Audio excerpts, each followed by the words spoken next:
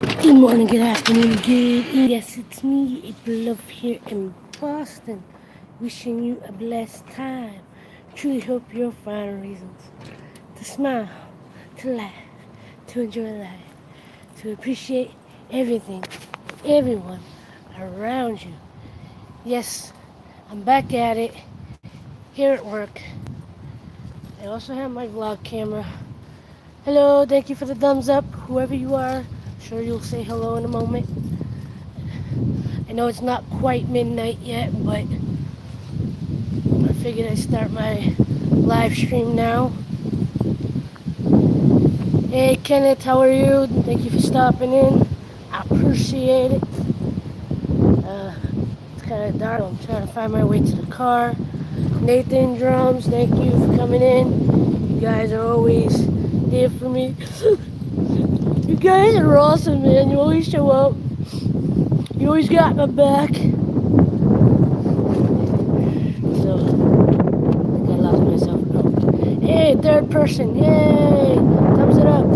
Thumbs it up. Thumbs it up. Thumbs it up. Ow. Ow.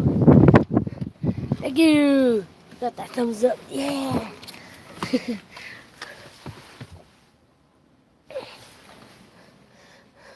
Nathan usually comes in, says hello, and dips right back out. But it's all good.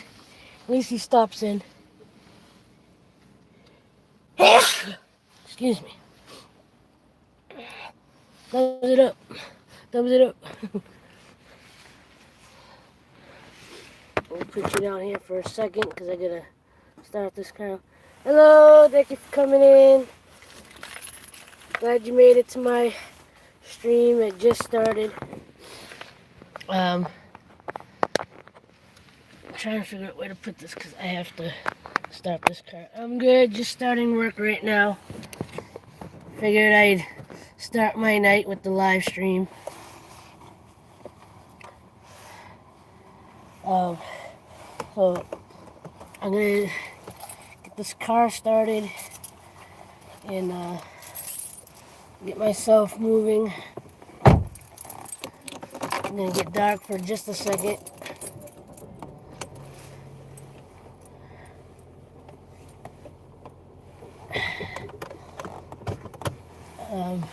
So yeah, I'm literally just starting my shift. And I'll be with you in just a second because I gotta grab something out of my own vehicle, my Jeep. And then we'll get the rest of my night started.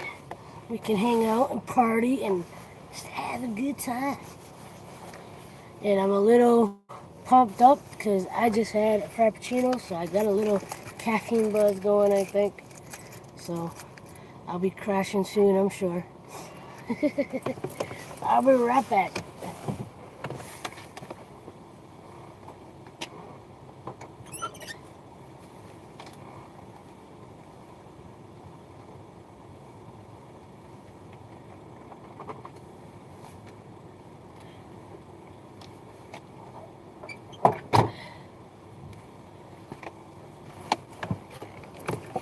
I'm back. Hope that water will be fun tonight.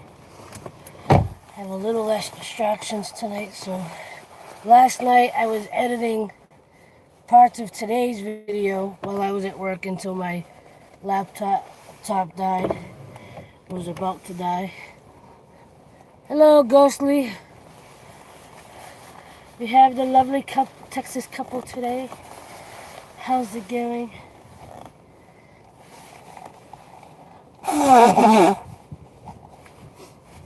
Let's rock and roll!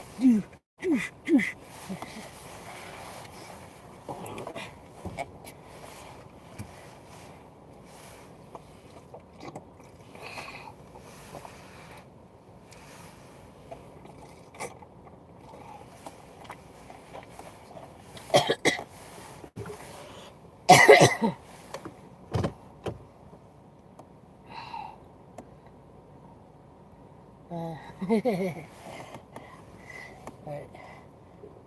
I got this car in. Okay, this has to move. because it's blocking something. Gotta turn my lights on. And let's start this with a little driving.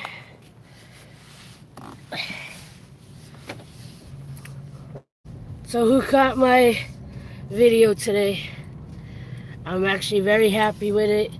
I would have done a few little different things, but for the most part, I'm happy with the way it came out. Showcasing all the shirts I actually physically have in my possession at the moment. And I think it's one of the best ways to kind of showcase what A-Love Productions is about. A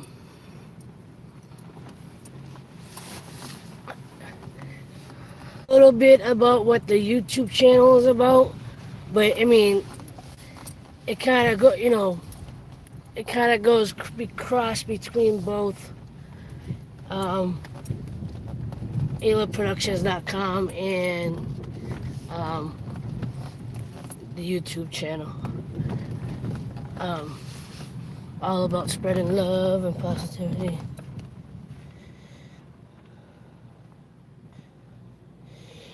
Hello, Ghostly. I know you're there. I saw you. I appreciate you. I'm just waiting for this vehicle to drive by and then I'll go on my way because they seem to be in a rush.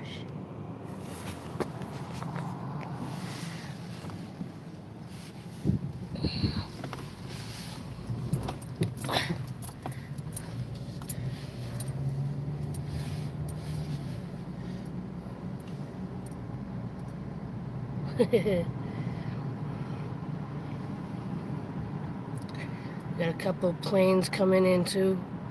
See the two light dots in the sky that look like they're moving? That's because they are. There's two airplanes coming in because I live right next. Literally, Logan Airport is pretty much my backyard. I can walk to it from my house. Mm-hmm.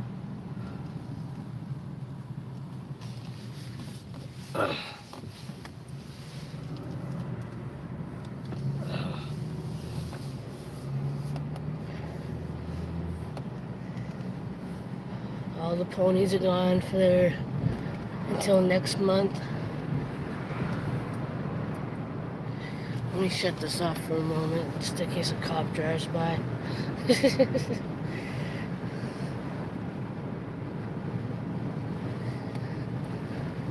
But the only good thing about me driving where I am right now is that the traffic is barely any traffic, so I can as I've said before, I can kind of get away with holding my phone, and I'm not doing any, I'm not putting it in a position to distract my driving. It's kind of off to the side. It's just I have to drive it one hand because I'm holding it. So we got a little development happening over here. I don't know how much you'll be able to see in the dark, but Circus Olay is going to be coming on the property. I think probably within the next week or two. They'll be here for about a month or so. So one of their circuses is going to be here. Yep, definitely got a little more development since this morning, because those trailers over there weren't there yesterday, so I think those are the ticket booths or something.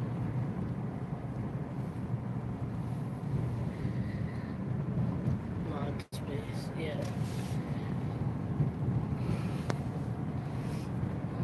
Yeah, when they're here, if I'm live streaming, that if I'm live streaming, you'll see the tent.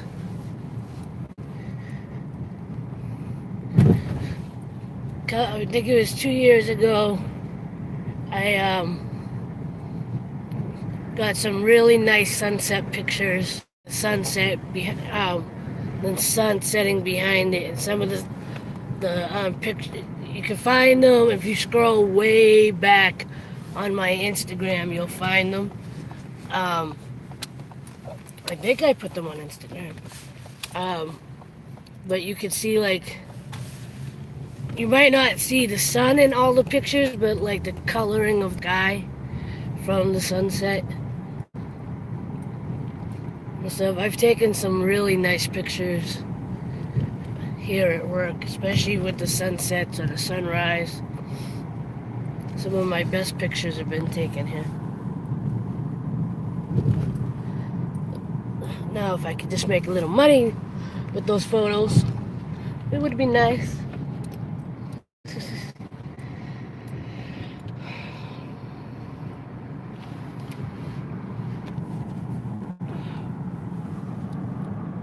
There's another airplane going in. And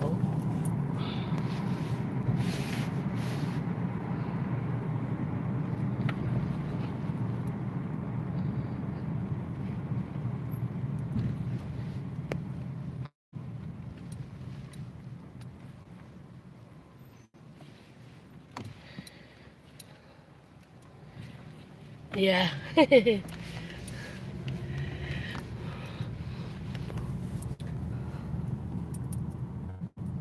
So far, I have no money, but you can make.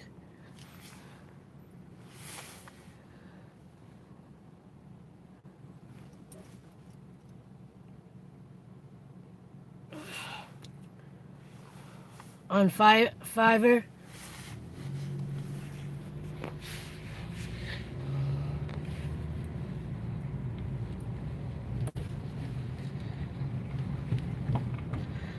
I gotta move a little bit because there's a bus coming behind me who's most likely looking to park.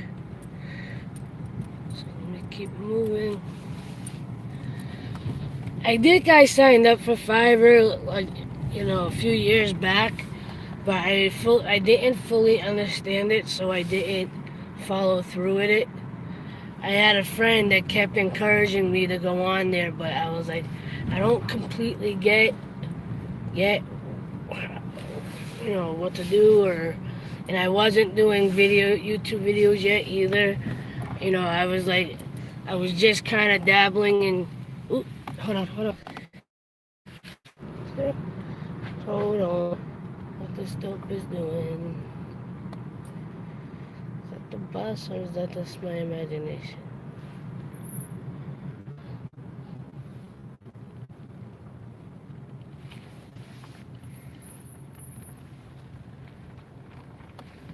Hold on, guys. I may have to check something. It looks like something that's blocked off, so I'm guessing they're doing some work over here. I will report it just in case, because it's just kind of randomly here. But they never tell me anything at my job, so it's kind of like, surprise, we put something new here and we didn't feel like telling you.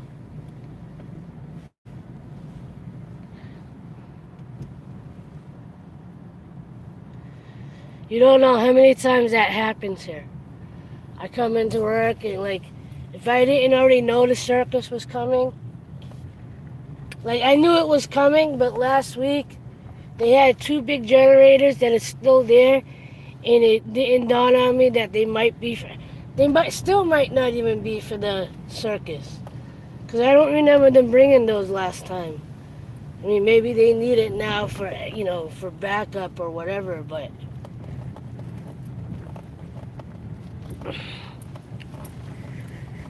there's two generators in the other parking lot that showed up way before anything else did. And I'm like, nobody told me anything. I don't know what it is. So,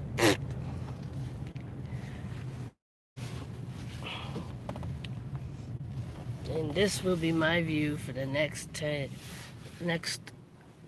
hour and a half. But I will flip it over so you can see my pretty face or scary face, whichever way you want to look at it. You spooky. Welcome to the Night Terror Vlogs. I appreciate it.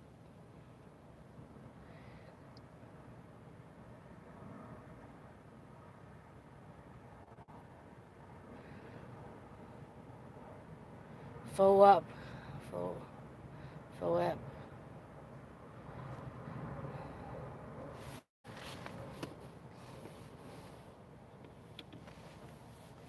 I hate scary stuff.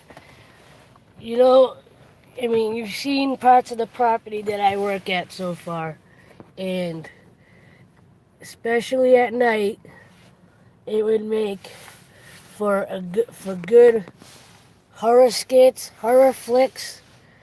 But I have too much of a vivid imagination. I don't watch um I don't watch horror films, and because of my vivid imagination. And you don't know how many times, even just thinking about it while I'm recording myself at work, I said, watch the ghost or something pop up behind me and grab me on film. You know, like, you know how many times I've even said it on camera, go, this would make for a good horror thing, but my luck being a security guard, I'll be like the stereotypical security guard that gets like, you know, the ghost or demons show up out of nowhere, like in going. I thought this stuff was fake. Right now, I'm not scared because I'm, you know, I'm in the vehicle and I'm not in one of the scarier areas of of the property. But like, if I recorded in the building more, there was a part of the building that normally has lights on that did not have lights on today. So I'm like, yeah, I'm not gonna walk over there. I mean, I could have. It wasn't that dark, but it was dark enough that I'm like, yeah, nope, not going there. And you saw the barns, in the live stream the other night. Imagine having to walk back there when nobody's there. All right, give me a minute. Someone's coming up to me. Hold on.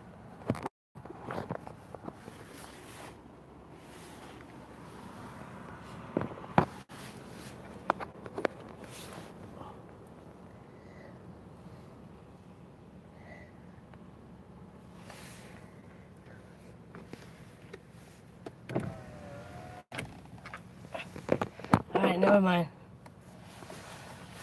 The other security company, I talked to their boss last night, so, you know,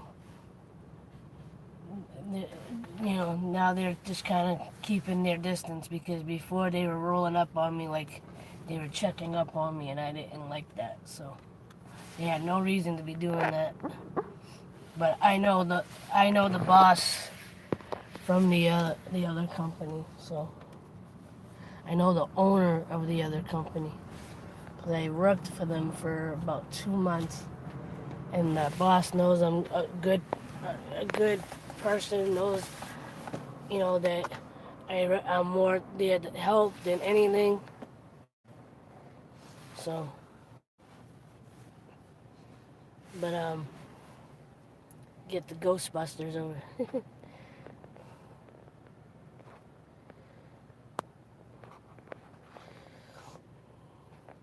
Yeah, get those Ghostbuster neutron packs.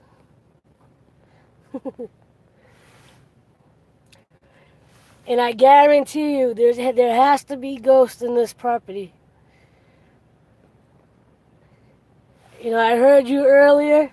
That this way, if I could do it with my laptop, if I could bring my laptop one night to work, and we did a collab, um, a collab.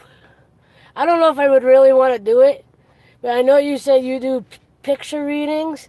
I wonder if you could do a reading during a video, and we do it like as a live stream collab. I bring my laptop, stream um, stream it to the internet through my tether it through the internet on my phone, and like walk walk around with my thing, and like you can give a live reading of the video. I'd be you know I'd be I'd be freaked out if you actually started seeing something or reading something while I was there.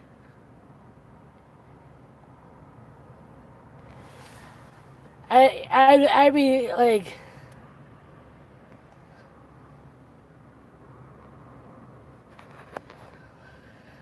I could smell the cigarette from here.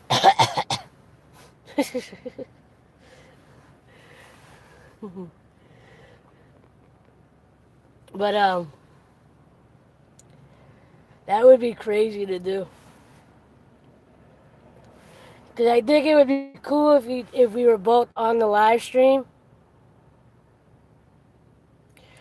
Uh, cause I know on this property, countless horses have died for one reason or another.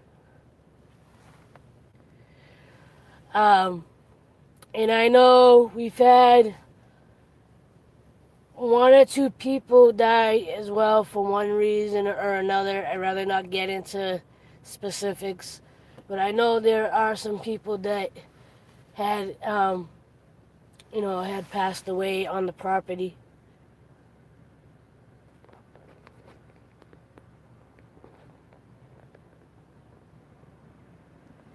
Yeah. Like, that would freak me out though, especially if I'm working.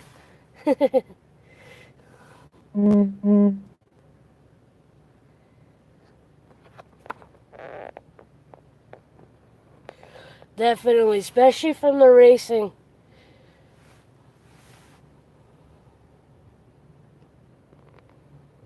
Yeah. We've had horses I don't know if they've collapsed on. Actually, no. I know of at least one horse that did either collapse or break its leg. A couple, I think, might have done it on the track.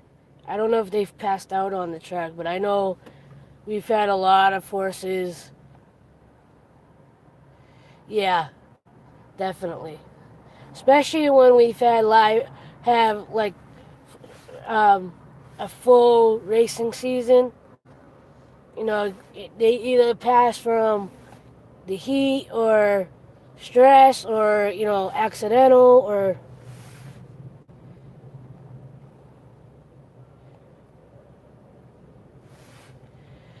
my favorite horse.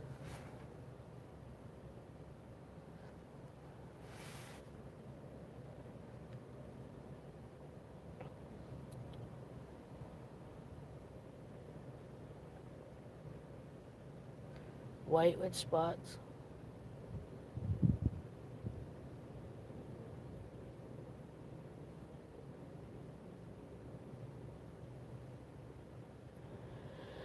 I don't know if it actually passed away, and I don't know if it passed away here, but I know there was one horse that was almost all white, but the way the white was on it was kind of like a bodysuit, so like the belly was brown.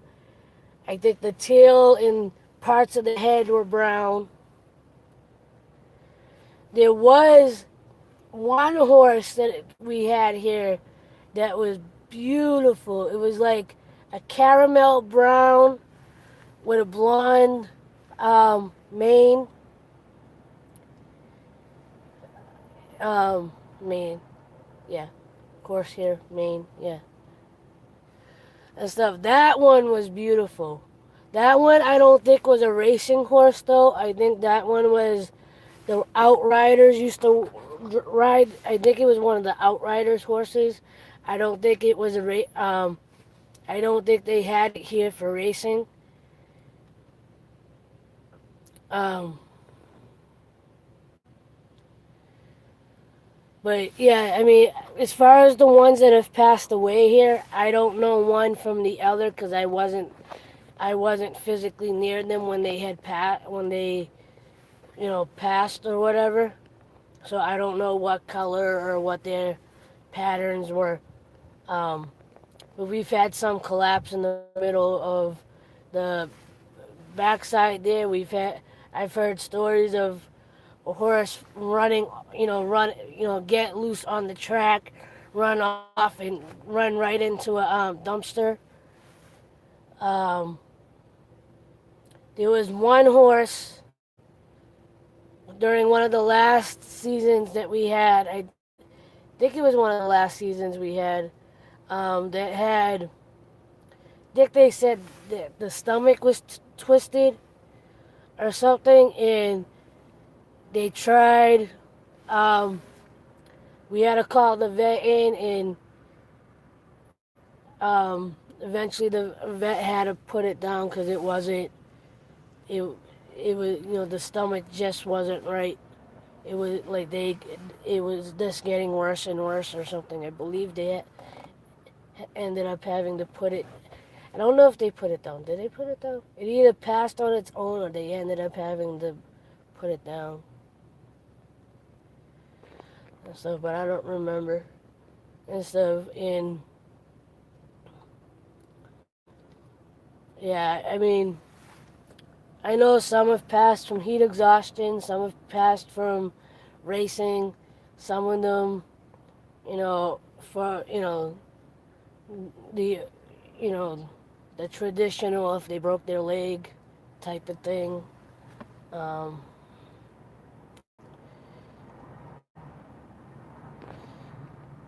and stuff. But I know there's a couple people that have passed on the property.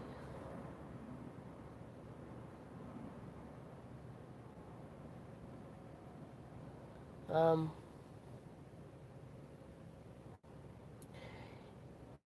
and we don't sit in the barn area anymore when there's no horses here, but we used to. In the dead of winter, I could still hear galloping in the barn area around the stables. I'd be nodding off and all of a sudden jolt up because I can hear.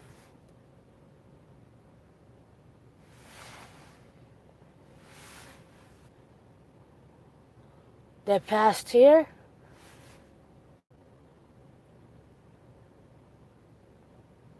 Not the people that have passed here. I didn't know them personally. No,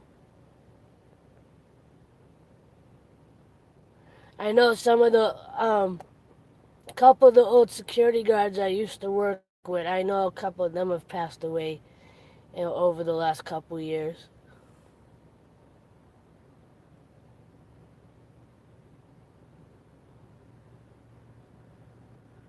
Welcome back.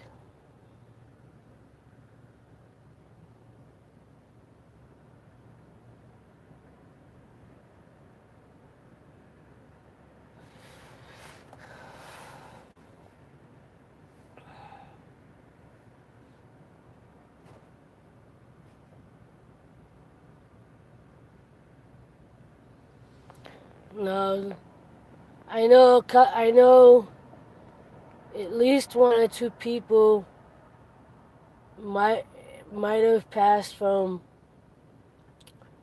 um, OD overdose. Um, I heard when I first started working here, one of the older guards told me about someone that supposedly might have um, killed themselves in the building. They had cancer, and he was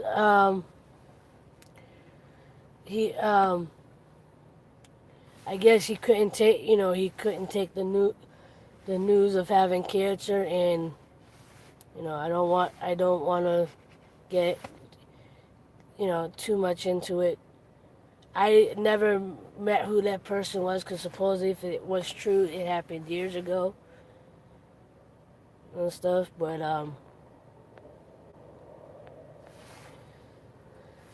yeah.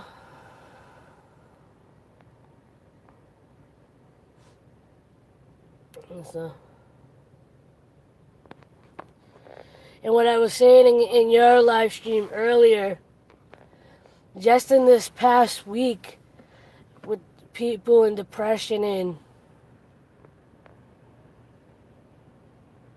yeah, that I believe it. Like I say, I don't even know the person's name, um, but it's someone that some of the older guards used to know. Most of the old guards that used to work here are no longer working here, and I know at least 2 of them have passed on.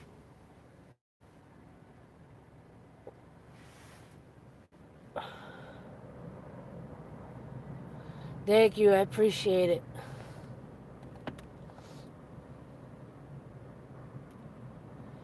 Yeah, and that's why, like, I don't. You can hear my my stubbornness, because I don't wanna. One, I'm trying to be sensitive because of who may come across this video, and I just don't want to get too deep into any of that. I stay sensitive and respectful. So no, but and so, and it all came up because we're talking about scary stuff, and knowing that I know there's ghosts, and I know there's spirits around, and we get the lot wildlife that runs around too. So so, but me and some of the other guards make jokes every now and again about noises and stuff. And there are some areas in this building, on this property, that are pitch black, and I'm like, yeah, not going over there. And when I'm walking, especially when I'm walking through the building that I work in, there's areas in there that, like, would make a perfect horror scene, like, the dark hallway with the light at the end, and the dripping leak from the ceiling, and puddles on the floor.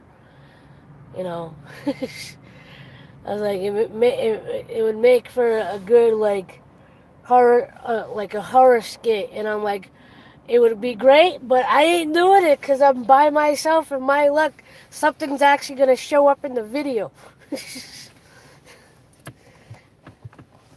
And I'll watch it back and see, like, glowing eyes in the back of me or something. I'm going, nope, goodbye.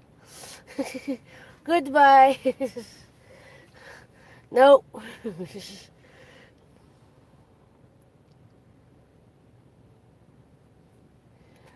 Definitely a good space for that.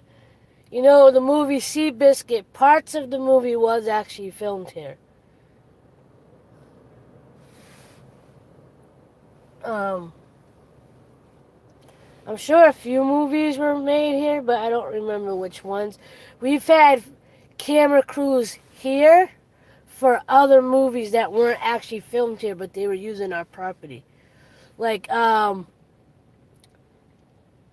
what's the movie with Mark Wahlberg and Will Ferrell? Daddy's Home. Daddy's Home 2. They didn't film here, but the crew started here in the mornings and got prepped here last year. They filmed it, I believe, in like March or April, and they obviously had it out by Christmas. I didn't get to see Mark or Will Ferrell, but I believe I saw their doubles. The double I wasn't sure was him.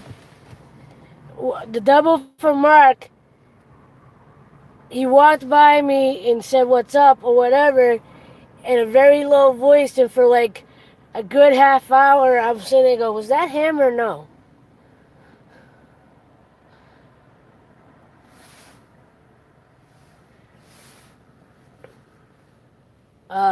And then same thing with Will Ferrell's double.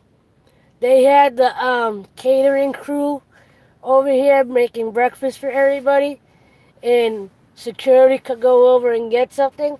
So after my shift, I went over and got breakfast, and I'm looking, and there's a guy with a beanie on or a scully cap on, and he was about the same height as Will Ferrell, and like the jawline, I'm like, is it? Is it? And then I asked somebody, I go, that's not Will Ferrell, is it? He's like, no, that's his double.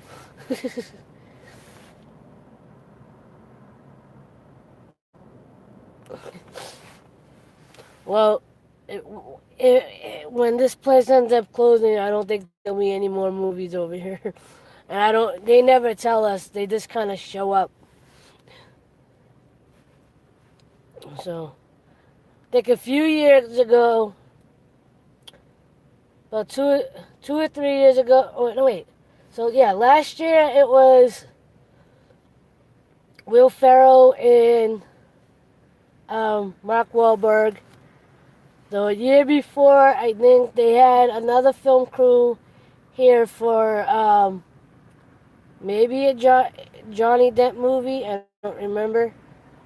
And I think the year or two before that, I think John Travolta was in the area, and they had their stuff set up here as well.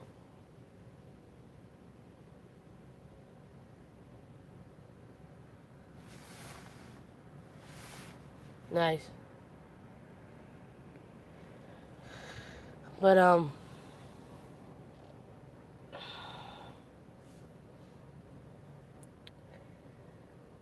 those other ones, the one with Mark Wahlberg, that was the first time that I actually got to hang out with the extras and eat from the catering. I'm surprised because isn't I'm sure a couple movies get made in Texas. Maybe you're just not in the right area of Texas.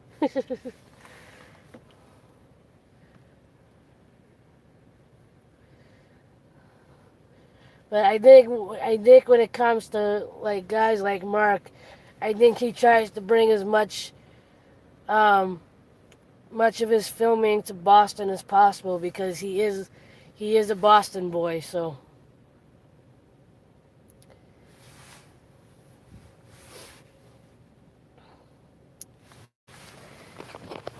he's from a different part of Boston than I am. But um, yeah, what time is it? But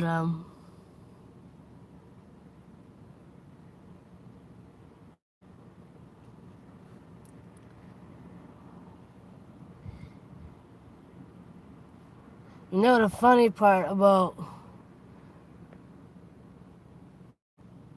I say the funny part, but it's not even anything really funny.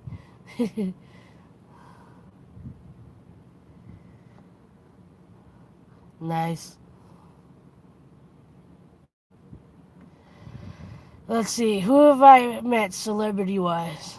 I've met Kenny Loggins, I think twice. I've met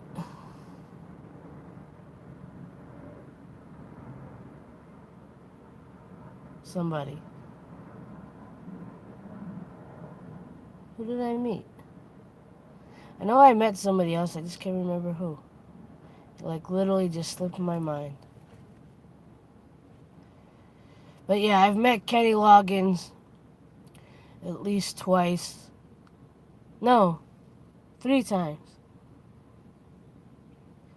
The first time I met him, he was doing the Christmas tree lighting in Boston, and I hung out near the performing tents, and I almost missed him because somehow he managed to get by me, and then I heard someone call his name, and I go, oh, there he is.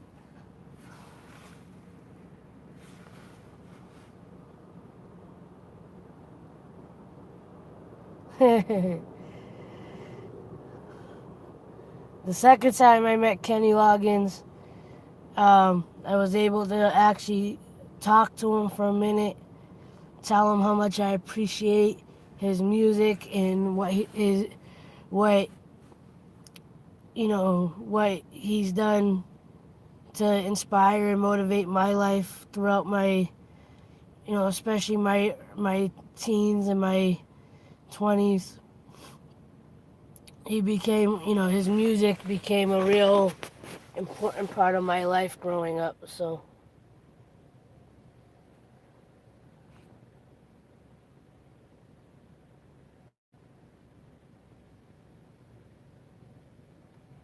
I love Kenny. For a long time, I referred to him as Papa Loggins because, you know, his his music kind of parented me, especially in my high school years. His music and his writing, because he used to write little notes in the sleeves of his music, and he did put out a book with his second ex-wife um, that I read, and he's the one that kind of got me more tapped into my spiritual side and um, my writing and some of my creativity, and just even on an emotional level, he really did. He kind of did kind of guide me a little bit. So, but I used to for the longest time, and I still do on a occasion refer to him as Papa Loggins. So. But I was so glad the day that I actually managed to, see him face to face and tell him, how he impacted my life. And instead of asking him for a hug, I was like, I would like to give you a hug as a thank you. You know, um, yeah. And I don't know, I know he gets a lot of gifts and whatnot, but I'm sure I gave him a small um, drawing of mine. I would like to think he kept it, but I don't know.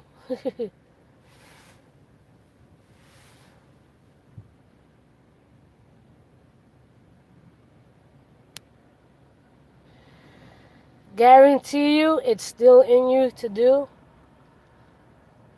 You gotta kind of like, that's the. It's like riding a bike. You just gotta tap back into it again.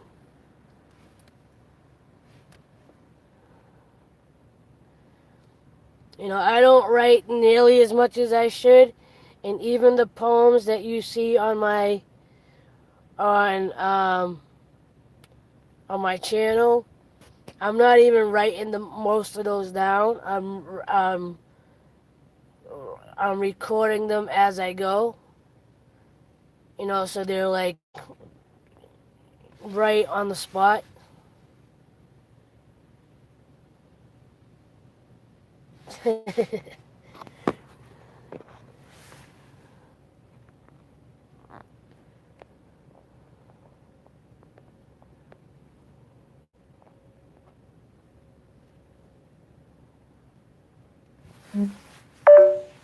Uh, Time to plug in.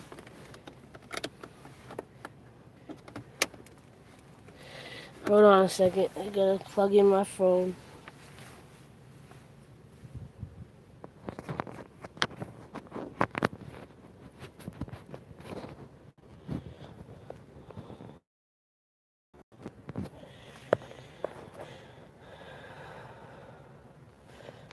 Okay, read the hand. Can you read the hand? No, my hand is in front of the camera because I had a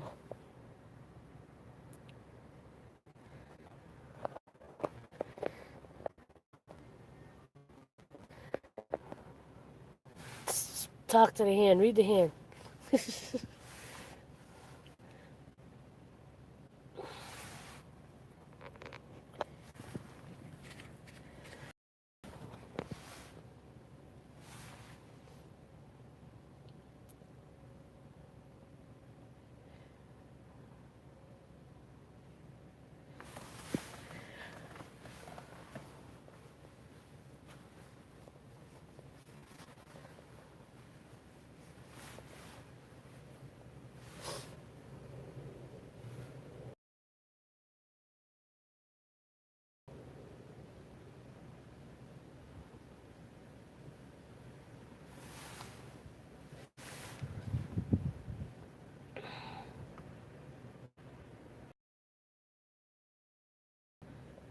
My lifespan is short.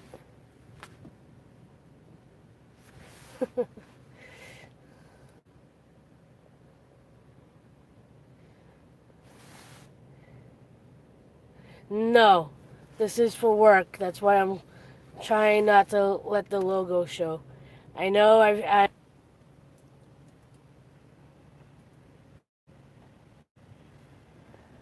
not sponsored by them. Technically, and really, I'm not supposed to be doing videos while I'm working or playing with my phone while I'm working. But it is what it is. you know, I just try to be careful about showing too much about where I work and what I do. So because because they've actually given me a hat for work, I've been wearing that while I'm at work. The only hat that I've made so far is the red one that you see a lot in my videos. Um, I'm still trying to figure out which one of my designs would look good on a hat.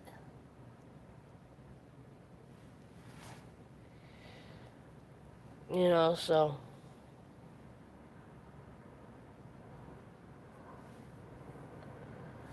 But, no,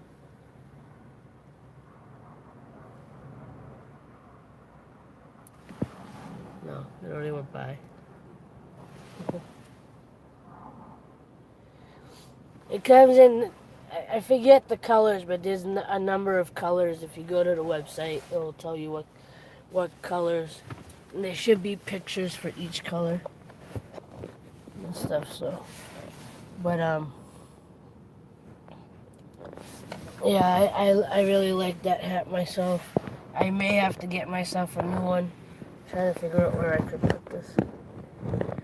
But I want to come up with another hat. The A-Love hat is obviously, you know, to promote A-Love Productions, and I think it just looks cool on the hat. And then on the back of it, I have the Like, Love, Share, and Inspire. For the design themselves, I use Adobe Illustrator because they have to be a certain kind of file. Thank you, I appreciate that. Some of the pictures are actually like physically drawn by me, and I'll either scan or take a picture of whatever the painting or drawing is, and then I'll alter it in Illustrator so I can shrink it down and stretch it out the way I want to. In all the fonts I write out as well. If you go, I should make an A-Love Productions. If you go into, well, it's kind of scattered really, because I have a handful of my videos where you can see me actually drawing the design for a shirt, whether I'm drawing it on my computer or drawing it freehand and then putting it on the computer. Um, and I think I have at least one or two videos where it's kind of like today's, where I'm showing you the bits and pieces of the process. Because that's what because that is part of that's really part of what the channel is really about. It's not, it's about spreading love and positivity, but it's also to follow my ups and downs and my processes of creating, and trying to reach my dreams and my goals, and and all that. So, um, yeah, if you go back as far as maybe a year, because I started the T-shirts in 2006, in December of 2016. There's definitely gonna be some videos around, around the beginning of the end of 2016 and the beginning of 2017.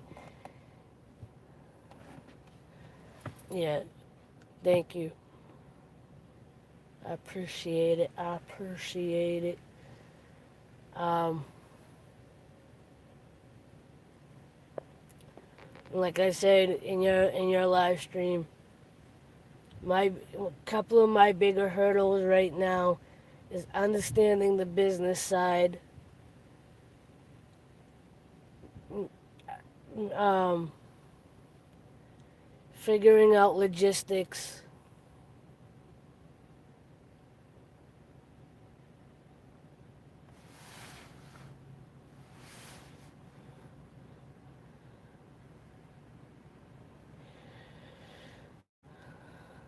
Nice. You mean like those ones they show from the street artists in New York?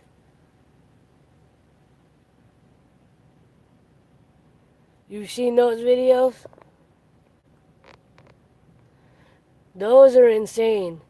And some of my artwork over the last year was actually somewhat inspired by those. Cause I don't I don't use I don't think I could really use the spray paint because fumes in general really get to me, and I'll just start choking.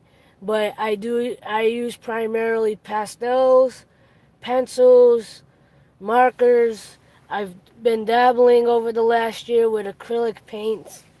Um, but a lot of my paintings over the last year or so have been inspired by like the spray paint. Uh,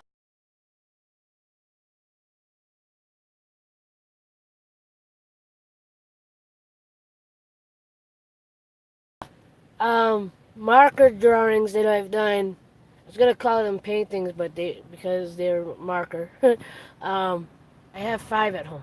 I gave one away. Yeah, that's right. I gave one away, and I have the other 5 in my house that I created with Sharpies.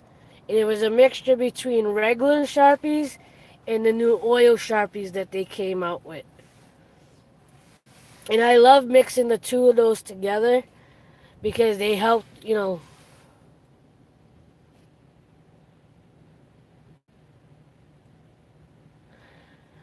To be honest, I don't know. I've never been a painter. The only reason why I paint with acrylic is because it's easy to get off versus using oil paints. That's honestly the only reason why I use acrylic paint over um, any other over oil paints. It has almost, I want to say it has the same texture as oil paints. I don't know because I don't, like I said, as much as I like to paint and get creative, a lot of times I'll paint on my days off, and I'm like, first of all, I don't want to have to use chemicals to get the paint off my hands or my clothes. Um, You know what got me to buy them at all?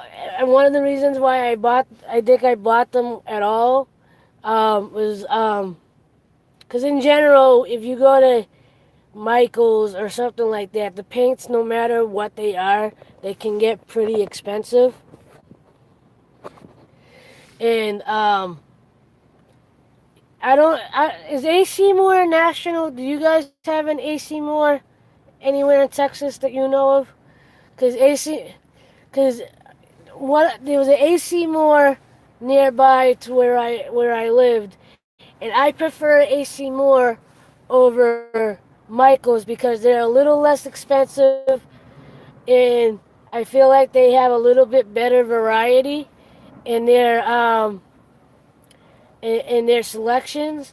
But the AC Moore, they always had really good pricing versus Michaels. Michaels seems to be a little bit more expensive. So, and the AC Moore that was near at one of the shopping centers that I like to go to was closing, and they kept dropping their prices and putting up sale prices.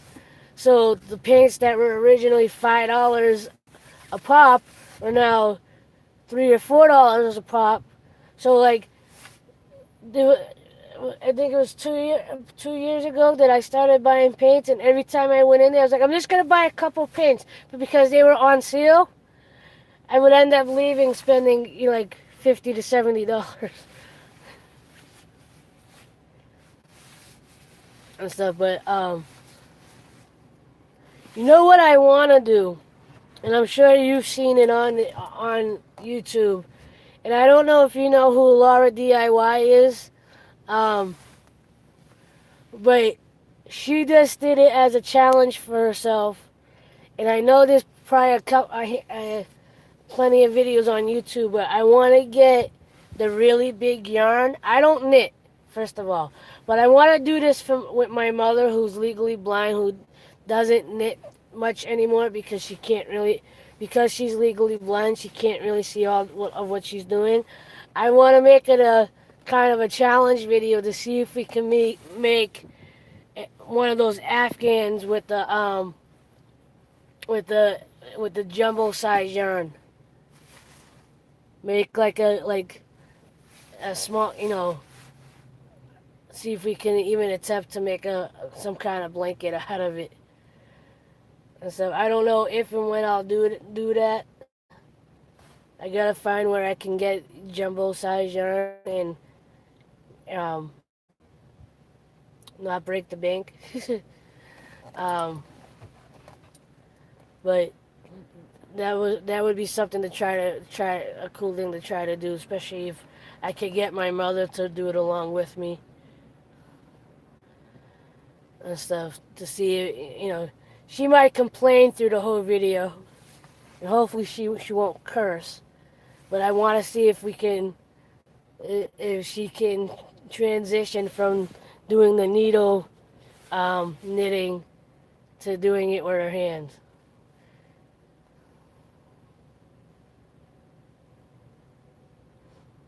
and stuff. But I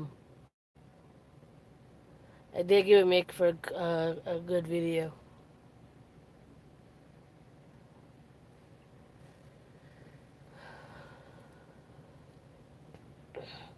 Well, you guys are definitely giving me my watch time at the moment.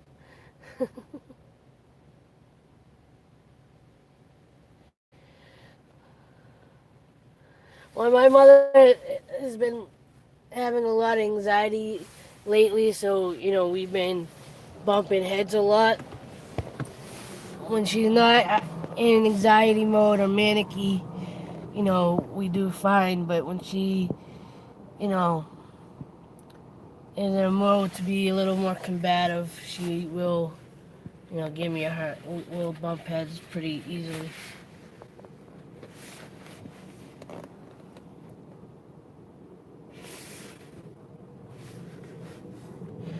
And stuff, but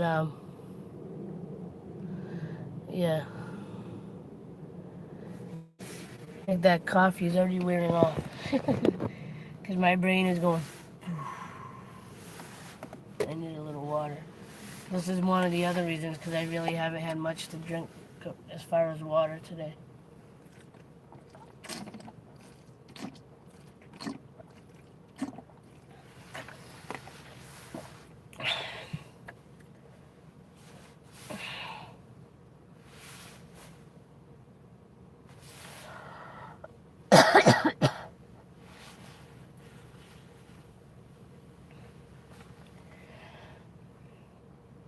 I don't. I'm not a big coffee drinker to begin with. I've literally just started drinking coffee in maybe the last 4 months. And I don't even do regular coffee. I do the lattes and the macchiatos, and I keep it at a small. And I'm happy with one a day. I mean, I could even go a couple of days without it if I have to. This weekend, I had a coffee pretty much every night because I was working 12 hours, but I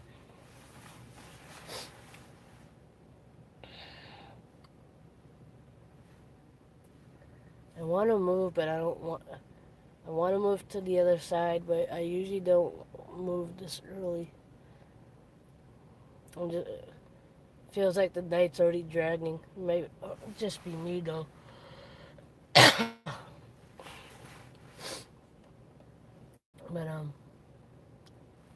that guy leave. Yeah, there's a guy sitting over there. It looks like he's left.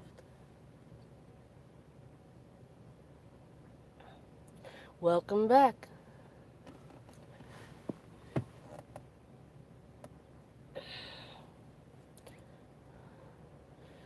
Welcome back. Welcome back. Welcome back. Why? I started out with Starbucks, so.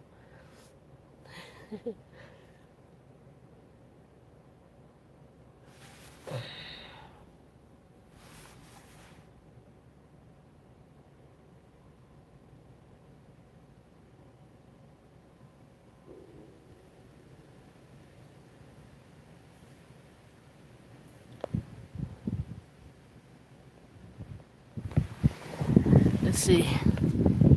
Might be better if I flip the camera. Check out the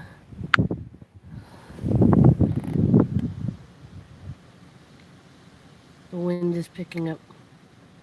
Look at the wind in the trees.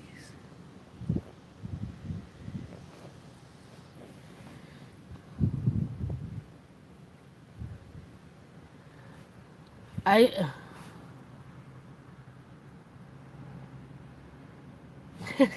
cold frappuccino. See, I won't buy the frappuccinos like at the supermarket. Like if I'm gonna have a frappuccino or whatever, I want it to actually be made, or if I make it myself. I don't like getting the pre-made drinks because one, I feel like the ratio can be off on those, and it just too much added sugar. Because even in the coffees that I get, I don't add sugars. I mean, I add the flavoring. Like I'll do the caramel, coconut macchiato, whatever, but I don't add extra sugar to it. You know, I just let the flavoring that they put in it be what I'm gonna use. And I don't put regular milk. I put either almond or coconut milk, which I find really helps to keep my stomach settled after drinking any coffee.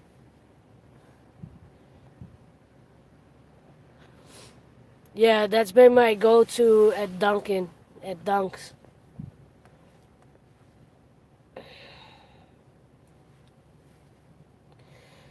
Lately at Dunkin' Donuts, I've been getting a coconut caramel latte with almond milk and whipped cream. I'm fine with the whipped cream as long as with regular whipped cream as long as I have either coconut milk or almond milk because I feel like the regular milk, and I haven't really had much regular milk in a long time because I kind of converted to the almond milk. Um, but I still eat cheese, so I haven't fully gotten in whipped cream. Although we found a coconut whipped cream that's really good.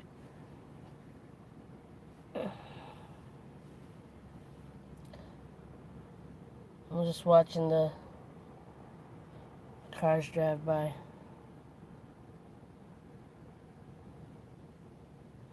I hear you. I hear you. I had a bit of a. My brother and his kids came in with Starbucks cups and like, damn it! Now I want Starbucks. Luckily, the one on my way to work was still open, so I went and got a Frappuccino on the way in.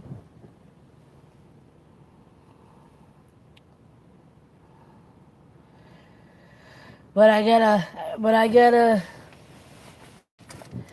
I'm playing with the idea of doing a juice fast this weekend, but I don't know if I'm actually gonna follow through on it. Cause I'm just thinking about it. I'm like, what can I make? See, my thing is, if I do a juice fast, I want the right kind of containers. I don't want to just use any old containers because I know with fresh made juice, you have to worry about it oxidizing.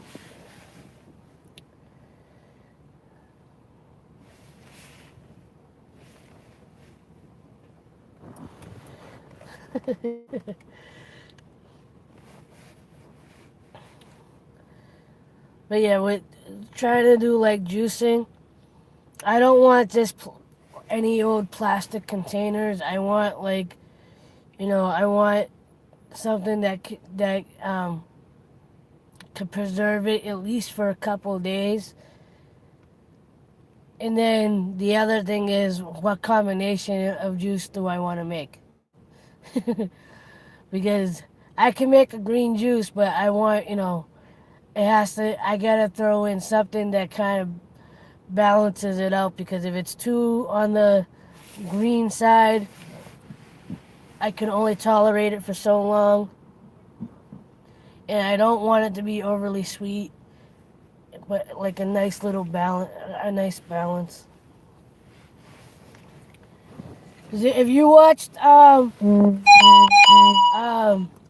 Trucker's channel, he's been doing juicing for a while now, and he's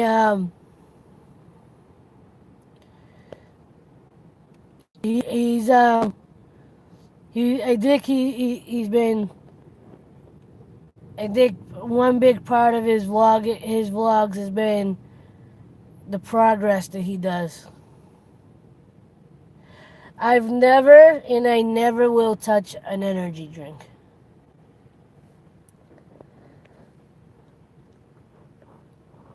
You couldn't pay me enough to drink an energy drink. I think, at like the summer fairs, I might have taste tested one, but I won't I won't voluntarily go buy a energy drink.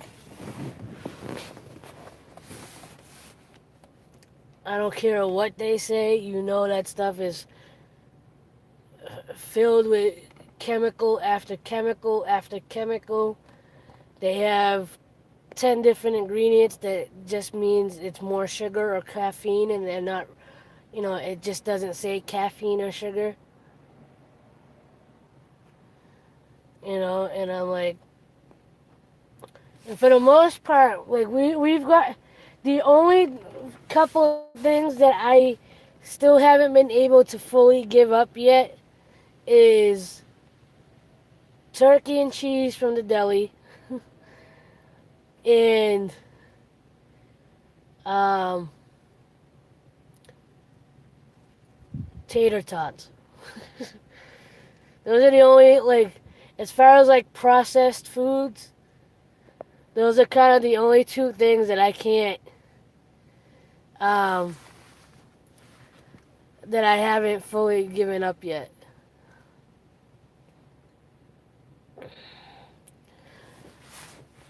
I don't know if it's a East Coast thing or not, but I buy boar's head deli meats, and it's primarily just the turkey and the cheese that I get. I get um, honey maple turkey with usually I get Vermont cheddar cheese from them because they're supposed to be, you know, gluten free and preservative free, and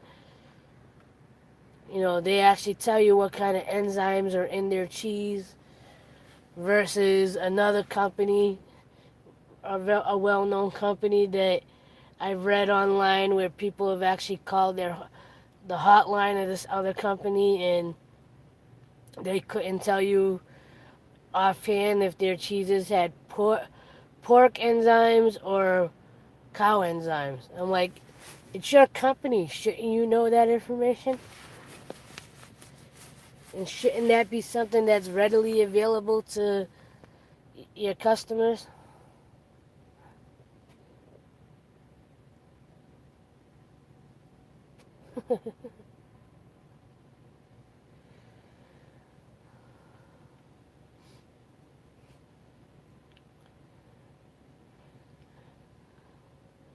As far as anything else, I mean, for the most part, at home, we primarily, like, as far as, like, meat products, anything meat-wise,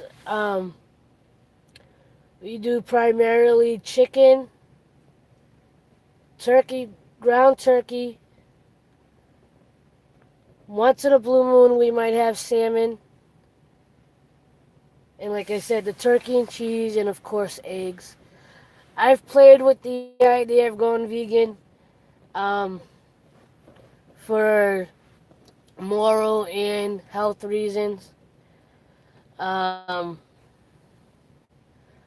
but I haven't developed the full willpower to you know,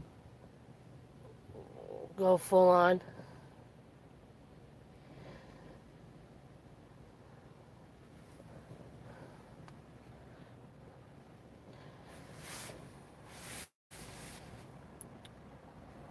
Coming back around again. Yeah, you are. Be right back.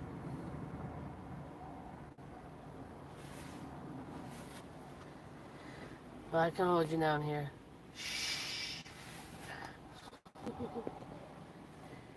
No, it's that other security guard driving by again.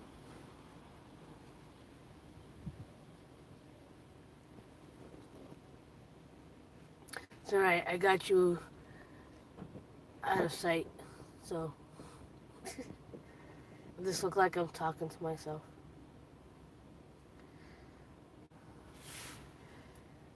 When this guy goes, then I'll start moving around again.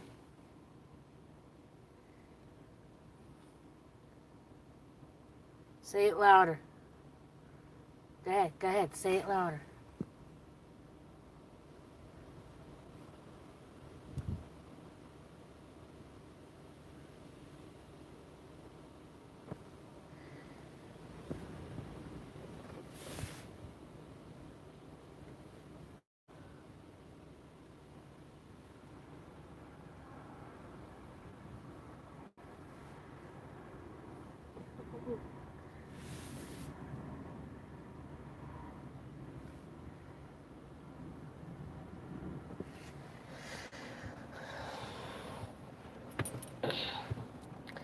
And like I said, I talked to the owner of that company last night.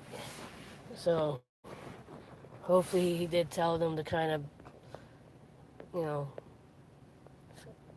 basically stay away from me.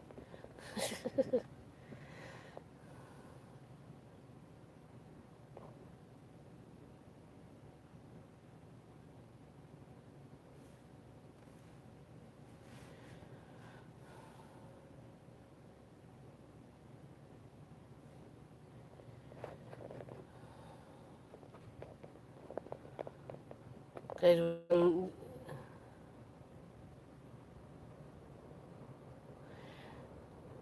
yes, I am. I'm not worried.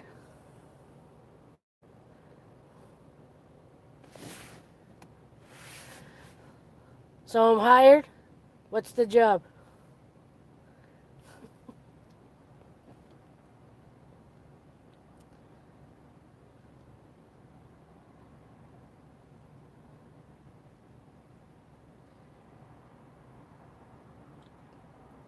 See, on one side, I know any future employer that comes by my comes across my videos will say, well, she fools around on duty. But on the other hand,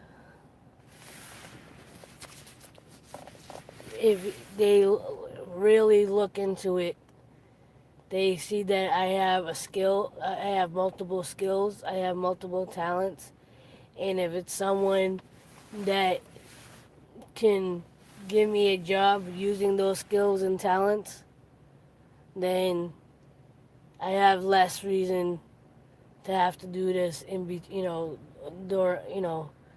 have a lot of downtime here, and I'm still, for the most part, I'm doing my job.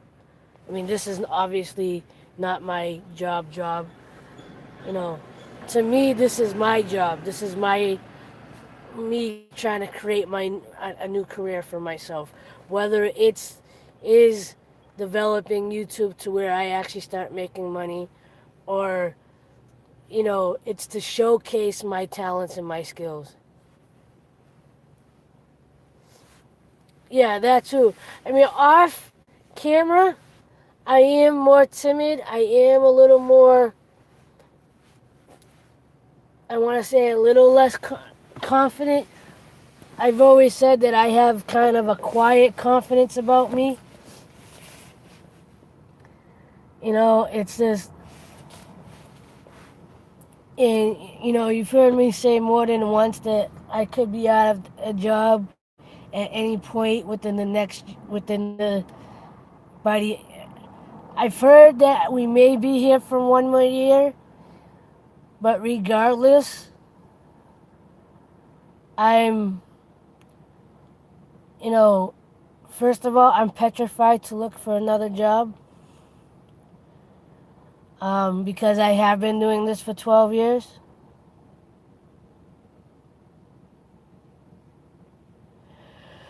For sure.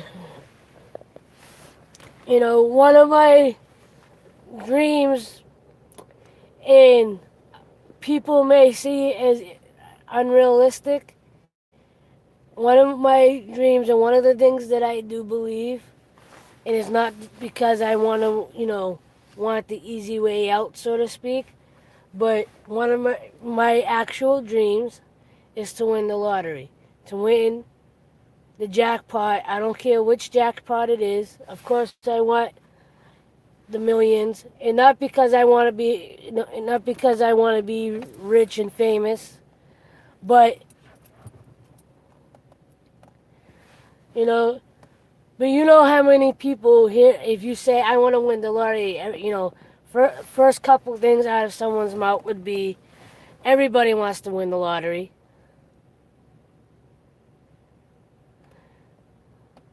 Um, well, this is how I look at the lottery now. Okay?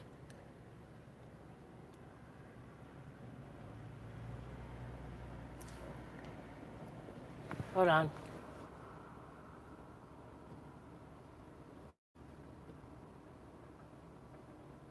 How are they doing? Oh.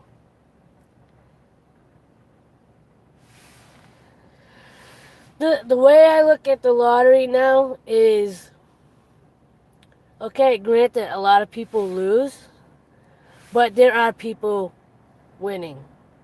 People win the lottery on a regular basis. No, I think they're leaving now. maybe.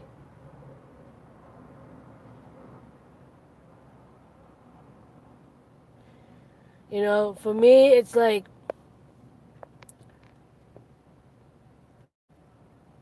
people say it's unrealistic, but I also say,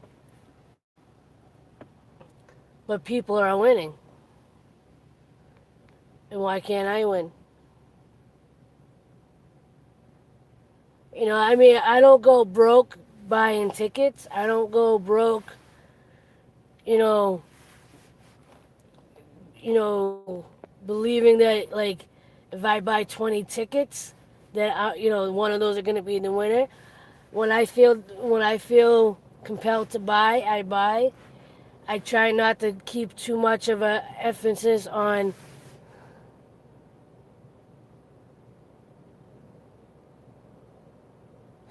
Hello, thank you for coming in and hanging out and saying hello and stuff. But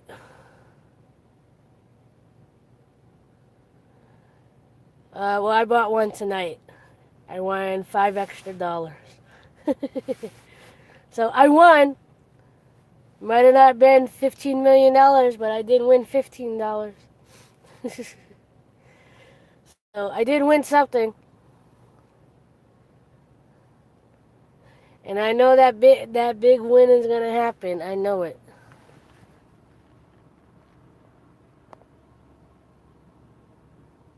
I hate when cars drive slow.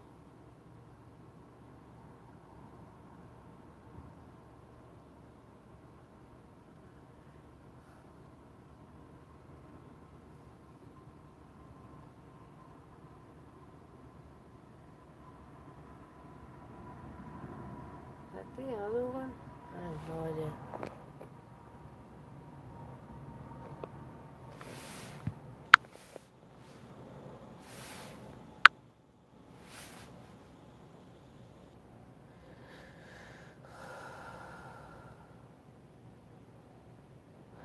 I don't even look at it as luck. It's either, I look at it more that it's going to happen eventually, and when it does, everybody's going to win. At work, the moment we're talking about lottery, I don't do casinos.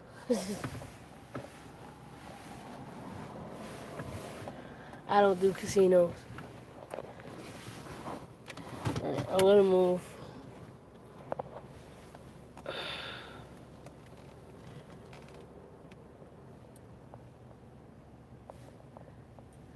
I went to one casino, lost all of it,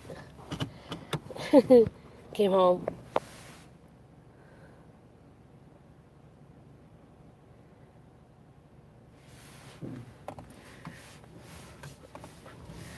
We went for my brother, when my youngest brother turned 21.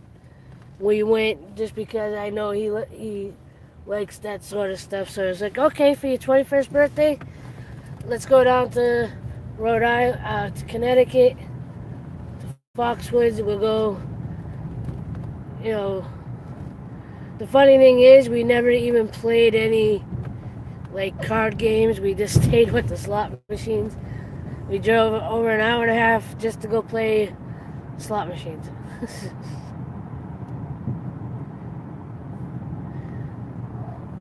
I think we were too nervous to try to play the card game, so.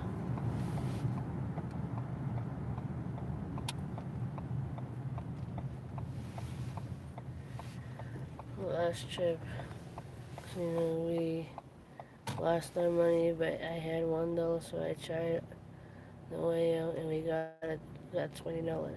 Nice.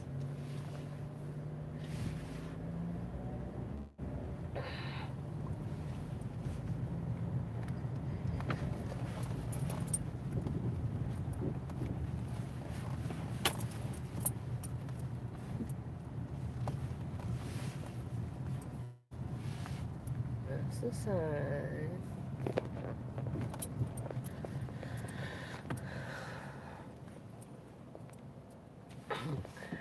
Yeah, my brothers wanted to go again, but I'm like,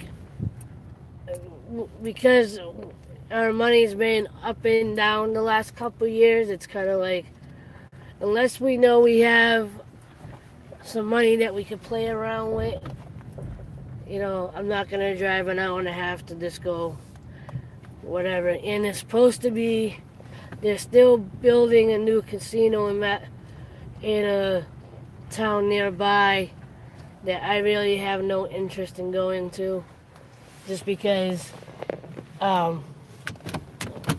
one, I don't really care about going to the casino, and two, when they were voting on casinos in Massachusetts, where I work now was one of the sites that they were voting on whether it was going to come here or go to the other site, and it ended up the other site won, and we believe that we definitely know or believe that there was foul play as far as the the voting went, so, and went into the other cities. So we were like, yeah, we don't like you.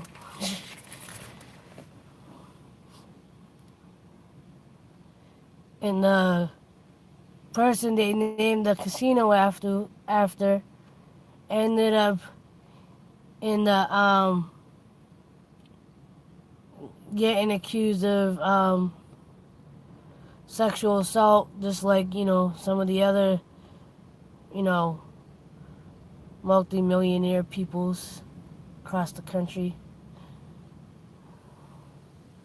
So now they're playing with the idea of completely changing the name of what the casino was supposed to be.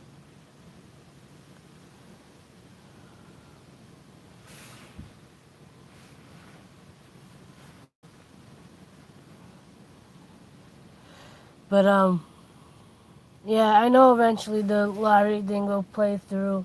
I know something big is gonna happen. I know something big is gonna happen. I need to work more on my vibration, so to speak. Or, I do get lost in the panic of, like I said, on one side I know I shouldn't focus on it, but at the same time, human nature, you end up focusing on the fact that I may be out of a job.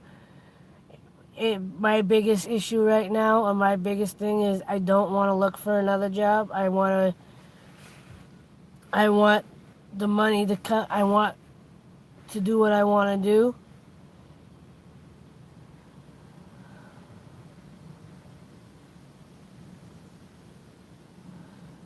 And I don't want to just settle for any old job. I don't want to be insecure. I don't want another security job after this one.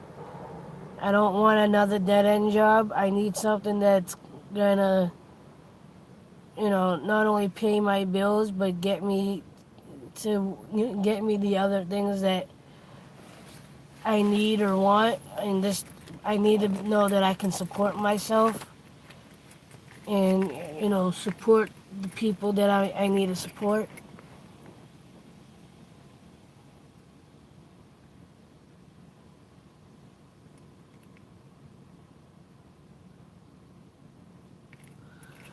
Yeah, that would be cool. I was. Who was I saying it to?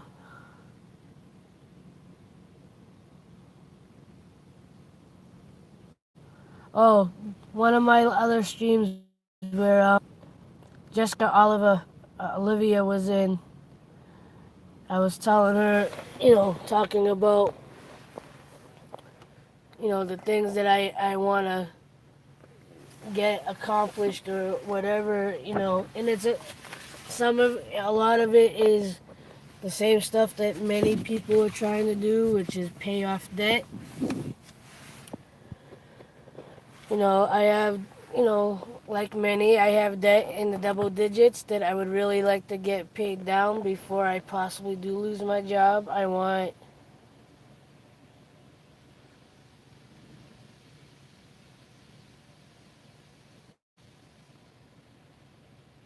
nice.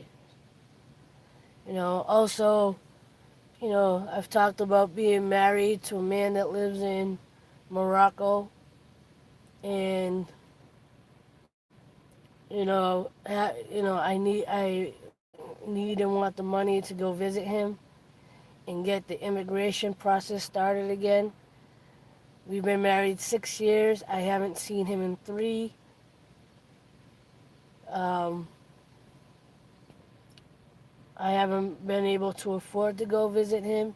He can't come here because um, neither one of us has the money to start the spousal immigration process again. And I don't know, because of our last case, if he would even qualify for a visitor's um,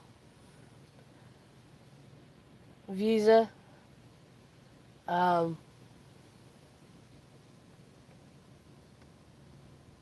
Either way, we don't have the money to do that. I don't have money for a lawyer. He can't.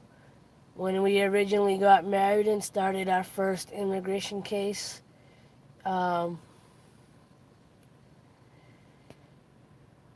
he was um,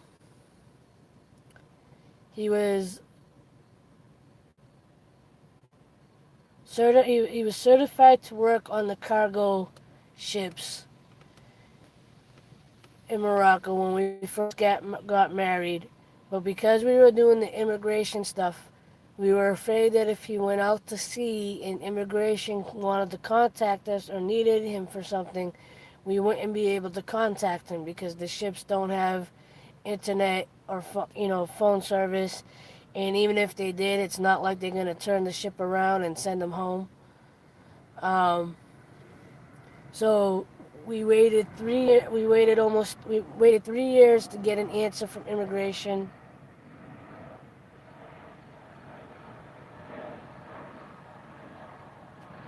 Um,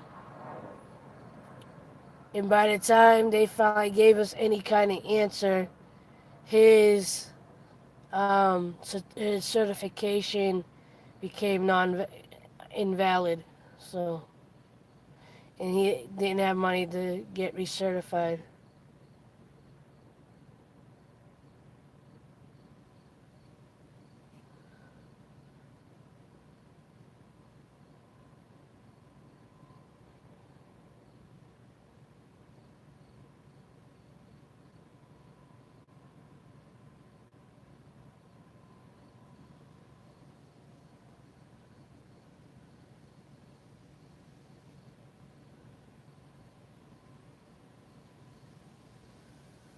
Okie dokie.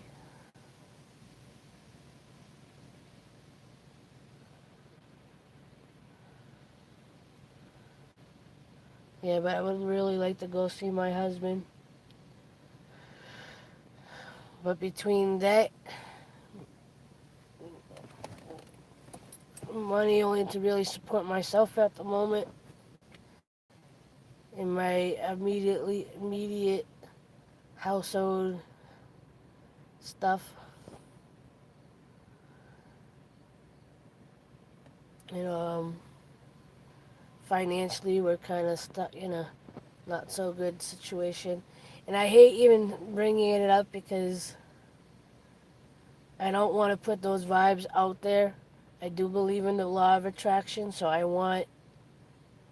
believe that, I'm grateful for the money that does come in. I'm grateful, and believe that something, great financially will come to pass.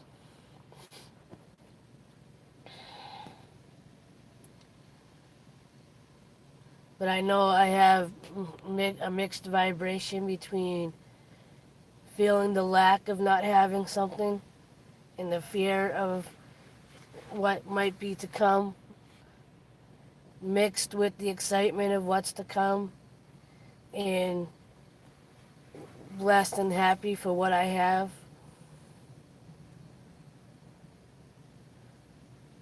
And I listen to Abraham Hicks, so I know I gotta clean up that vibration. I need to clean up my thought process.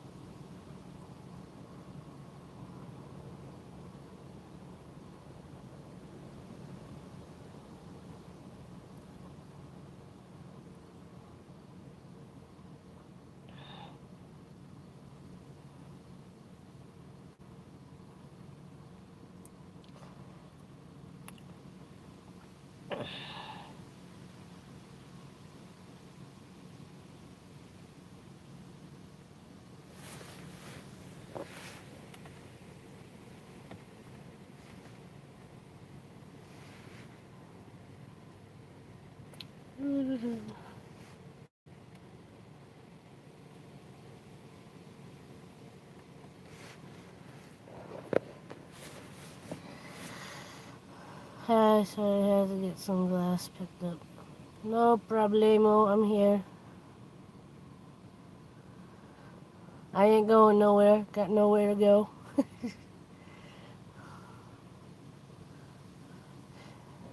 Just getting quiet and trying to get my vibration right. Cause even talking about some of my stuff, the stuff I got going on, I get mixed emotions because the fact that I say I believe in the law of attraction. I try to be careful about what I say out loud or even think, because I want that pot. I want. I don't want more of what I already have or don't have, so to speak. I want more of what my dreams are and what I believe I already have. Believe is already mine. Like the one thing one of the things that does make me happy whenever I think about it is the Jeep that I want.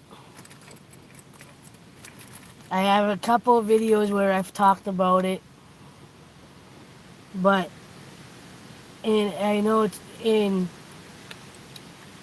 it everything in me because of the way I feel about it.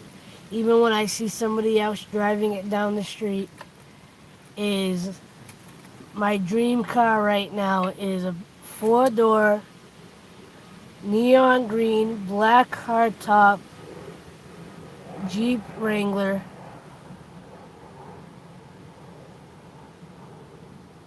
with a couple of bells and whistles like a remote starter. Um, Heated seats would be nice. Um, what I would really like is a adjustable foot bar for the short people in my family.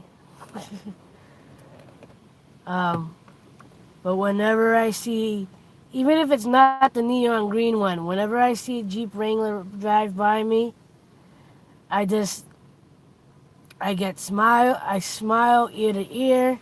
Sometimes I even get emotional about it. Because I have the vision of like being at the dealership and getting the exact Jeep that I want. I even I even had a couple of visions of having my brother and my cousin. I've even had a vision or two where I've had my brother and my cousin with me, and they come with me to the dealership, and I'd make them think that I'm either they know I'm buying the car, or they think I'm just going up there to see it, and then I surprise them by getting them Jeeps too. So like, and you can even see, like, even on my face, just talking about it. That's like the one thing that that's the one thing as far as my dreams or desires or whatever.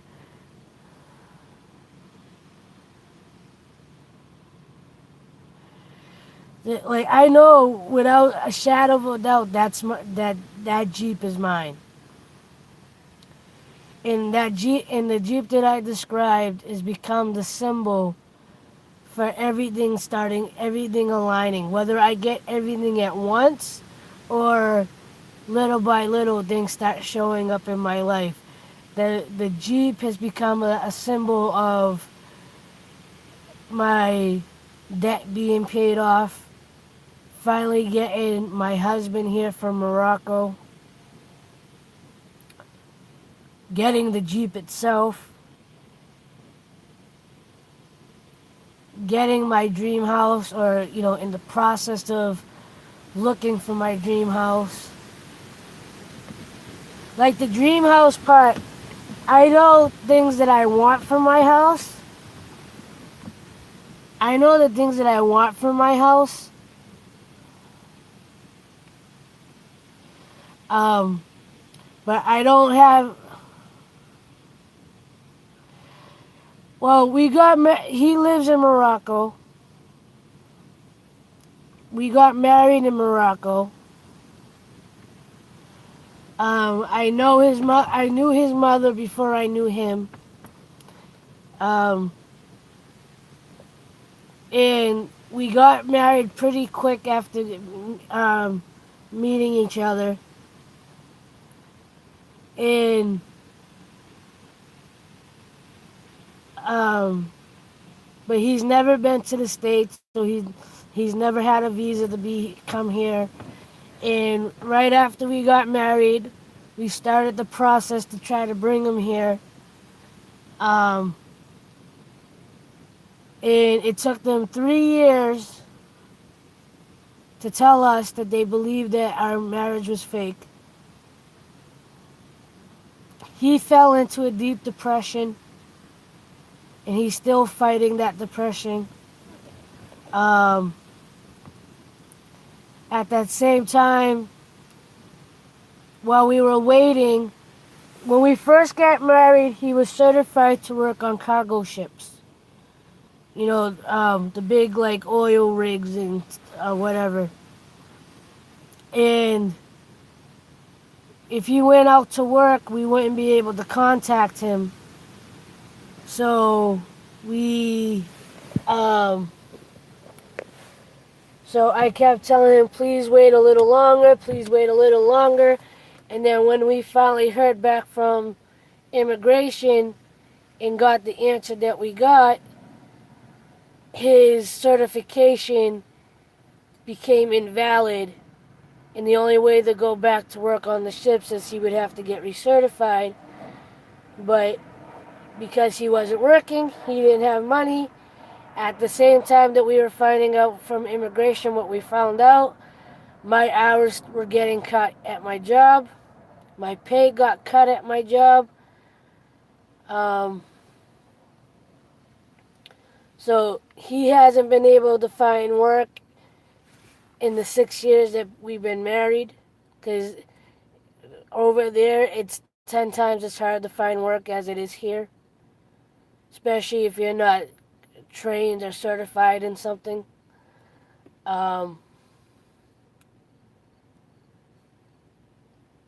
yeah. Um, so I've off and on have sent him money when I can, But over the last couple of years, my money's been a little bit more tighter, so I haven't been able to send him money like I used to. I mean, to be honest, I haven't even sent him anything in probably 2 months. You know, um, and I haven't even been able to visit him since our immigration case. I know, and I try not to focus on it. One, because it can get me upset, and the other part, like I said, is because I want to practice the law of attraction. I believe in the power of prayer, and I believe in the law of attraction. And I know putting out, being grateful for what I already have, and be excited about what's to come.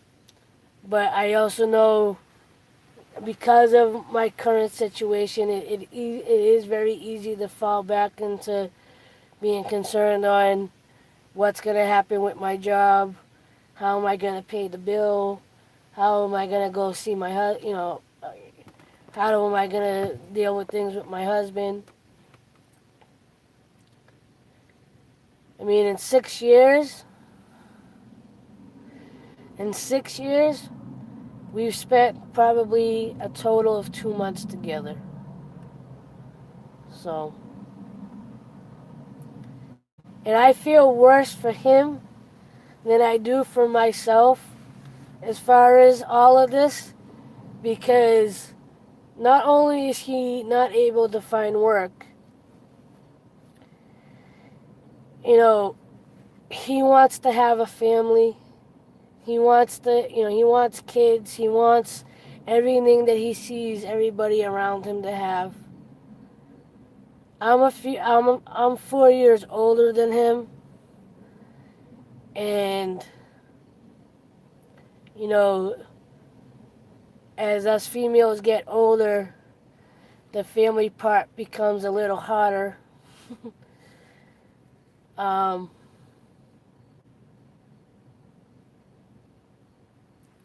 and I know this is something that he wants wholeheartedly.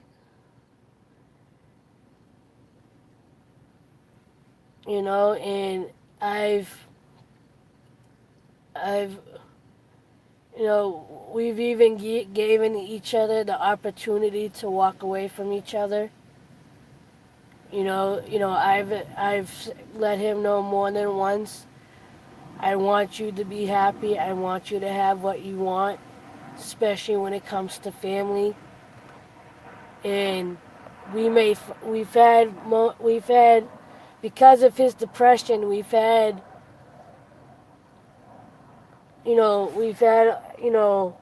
some really low moments, but he hasn't. Cause I mean, technically, me, because I'm here. I mean, our marriage is recognized in the States, but because he's never been here, people have told me technically I don't have, I wouldn't have to worry about a divorce or whatever. But for me, morally, I couldn't do that. And the other thing is, even if to get a divorce, it would have to happen in Morocco because that's where we got married. And I've given him the opportunity, you know, to do what he felt he needed to do. And there's been a few times out of stress and depression that he's brought it up himself, but he hasn't moved. He's never moved on it. So as desperate as he may be, as depressed and as he may feel,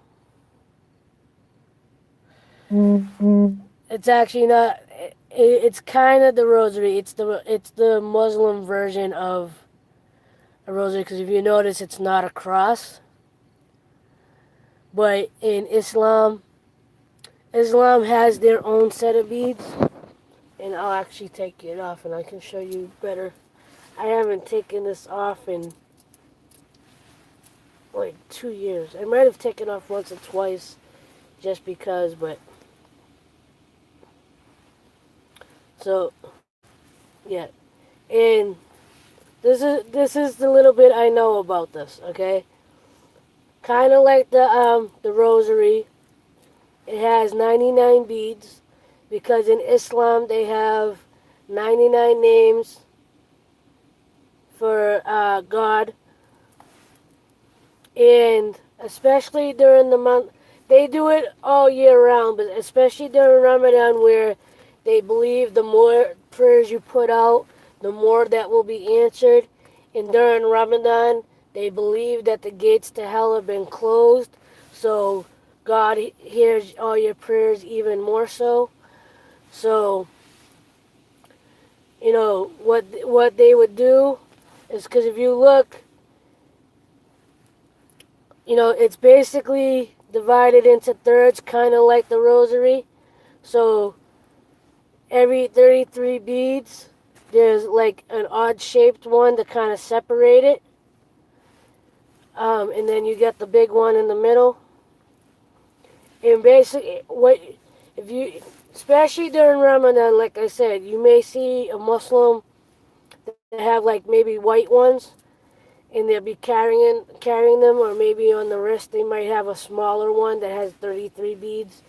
And what they do is they can either just do a regular prayer with it, or they'll go through a couple of words, and do it 99 times, or split up the words. So you could say Subhanallah, which is God the Glorious. You can say Alhamdulillah, which is praise to God. You could say Allahu Akbar, which is God is the greatest. You can say Alhamdulillah, which is, I think I just said that. Yeah, Alhamdulillah is God, praise to God. Subhanallah is God the Glorious. Subhanallah is God the Most High. Like, I don't know if you've ever seen DJ Khaled when he's like, God's the greatest, God's the greatest, God's the Most High, God's the great. Like, if you, on whether you're a fan of DJ Khaled or not, right? You gotta see his Instagram or his Snapchats, because he's doing that constantly. He's constantly going, God is the greatest, God is the greatest, God is the Most High, God is the most glorious, God is the Most High. God's putting the sun on me, but everything that he's saying, he's basically saying the English version of what he would be saying in Arabic. When he's saying God is because he is, I believe he's Muslim, he's Palestinian, right? But he says it, he says everything in English, but like, because I've learned those words and I found out that he is Palestinian, and he obviously comes from an Arab and Muslim family, that, when he says that, I still hear Allahu Akbar. I still hear Subhanallah. I still hear, when he says praise to God, I still hear Alhamdulillah. So, and, but yeah, this has it. And kind of like the rosary, you're not really supposed to wear it, but to me, like, I'm not wearing it for fashion. I'm wearing it as a constant reminder that God is with me. So, and whenever I need a little extra prayer or whatever, I will at least, rub the first couple of. Right. Because I know even with the rosary, I mean, I grew up in a Catholic family, but I didn't receive confirmation. Barely received communion. I rebelled at a very young age. I was still in grade school. My mother had to get the priest to come and get me um, out of the car every now and again and stuff. And even when I was, in my teens and early 20s, I was kind of um, on the fence with everything. Like I believed that there was a higher God, higher spirit, a higher energy that we call God. If that's but if I believed in that. But like the fact that Christianity alone, hello, I believe because in Christianity alone, there's so many different versions of the Bible. There's so many you have Protestant, Catholic, Christian, in everything in between, and everybody says this is the way you're supposed to worship. This is the way you're supposed to pray. We read this version of the Bible. We read this version of the Bible. And I was personally always up in the air. Cool. And we're touching a little bit on religion because they noticed I have Muslim prayer beads around my neck, so that's how the conversation got started. But for me personally, as I was getting old, trying to figure out where I was spiritually and all that, I was kind of like, how can how yeah. And for me, I was kind of like, when it came to like growing up Catholic and then finding out that there were different versions of the Bible or translations of the Bible, and Christianity, Protestant, Catholic, all fall under the Christian base of religion. I'm like, how can there be so many different divisions, yet they all say this is the way to worship? And that's where like I kind of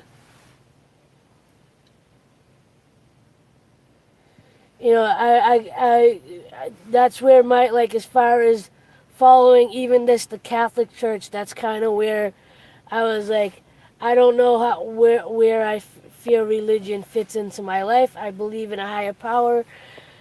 I believe in God. I believe in whatever. And I did start years ago. I read a little bit of the Book of Mormon, and then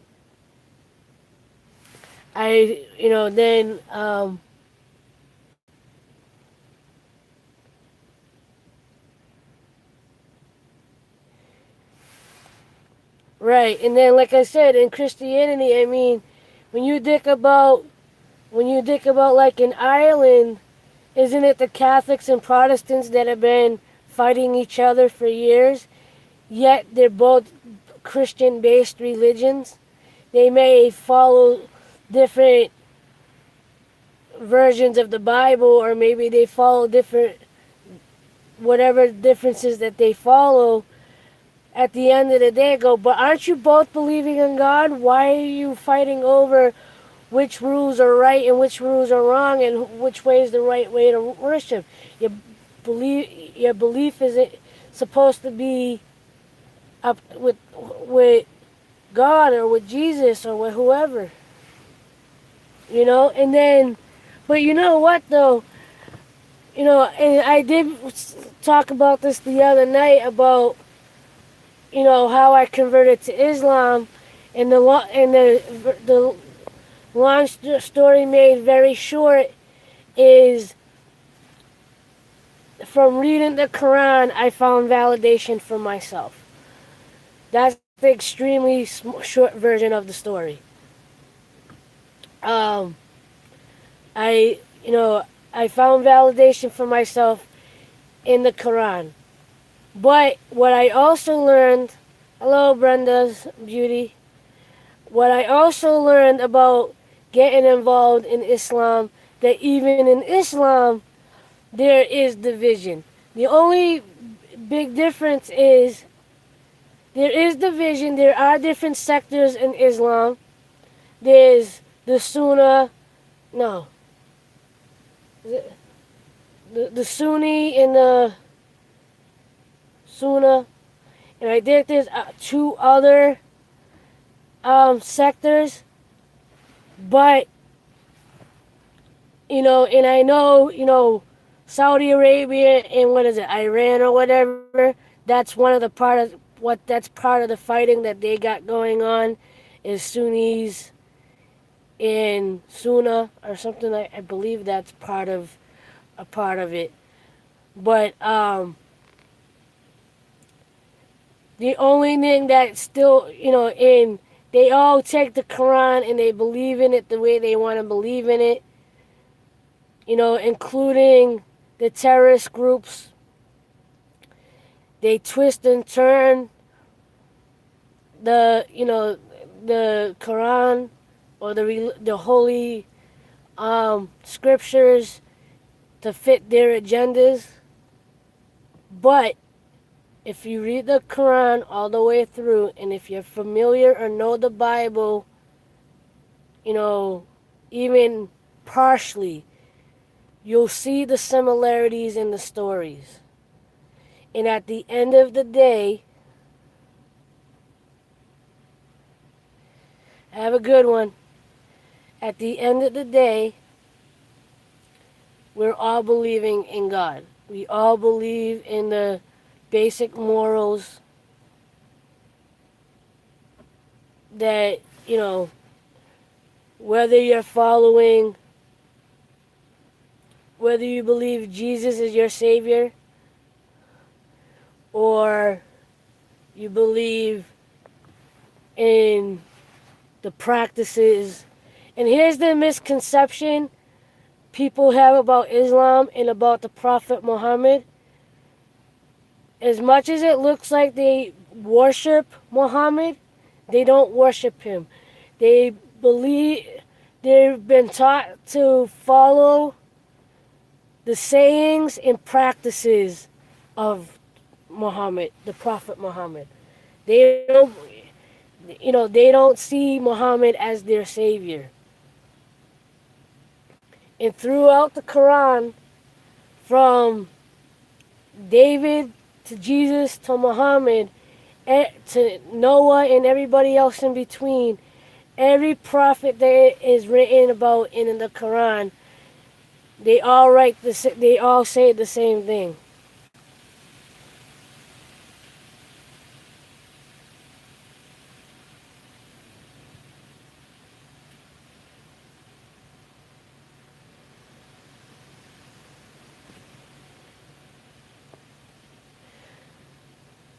I grew up in the Catholic.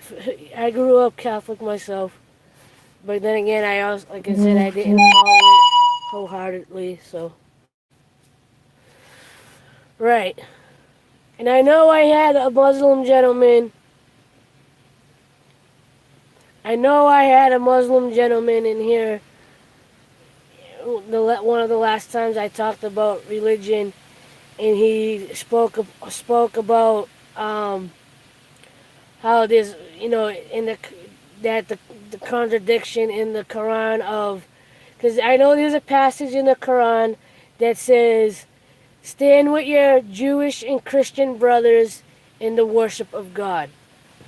But there are other passages that say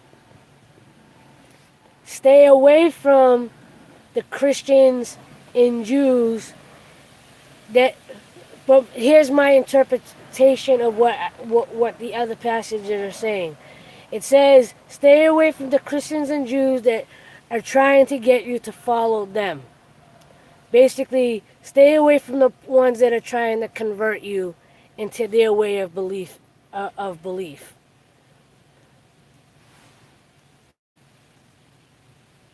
You know, so, um,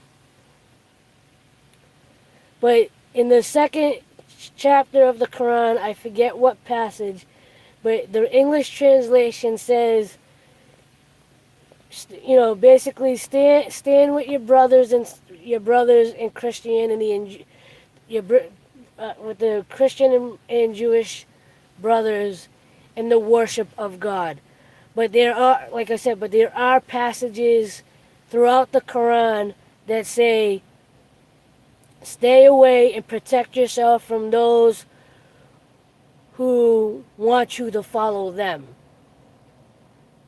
So, you know, my interpretation of that is, you know, if the, because like we all know, we've already said it, that there's plenty of people, there's a lot of us that believe that we believe in the same God, that we have the same basic moral values, regardless of your religion or faith.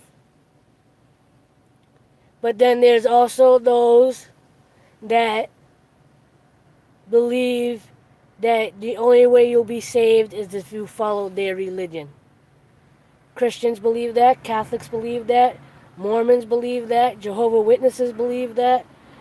There are plenty of Muslims that believe that, you know. But at the end of the day, and even though I'm speaking on religion, I'm not well versed in religion. I consider myself more of a free spirit, even though I did convert, you know, and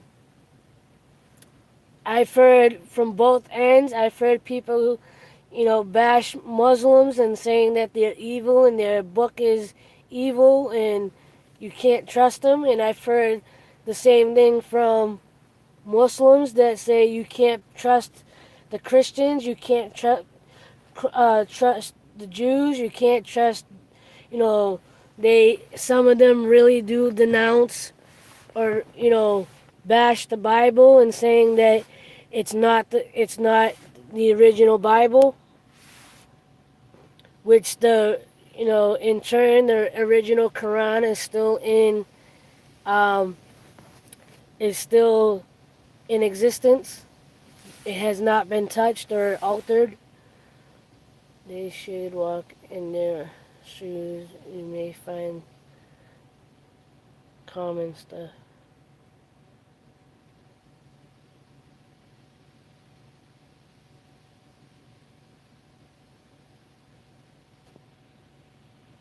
Thank you for stopping in. Appreciate it.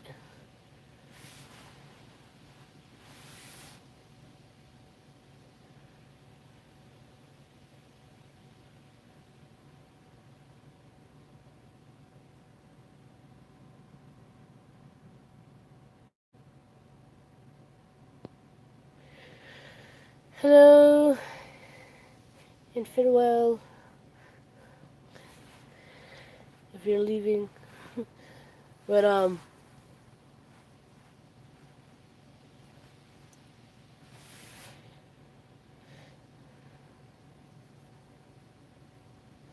you know what I saw a couple years ago on TV? That even in Jerusalem, yeah, it's Jerusalem, right? Where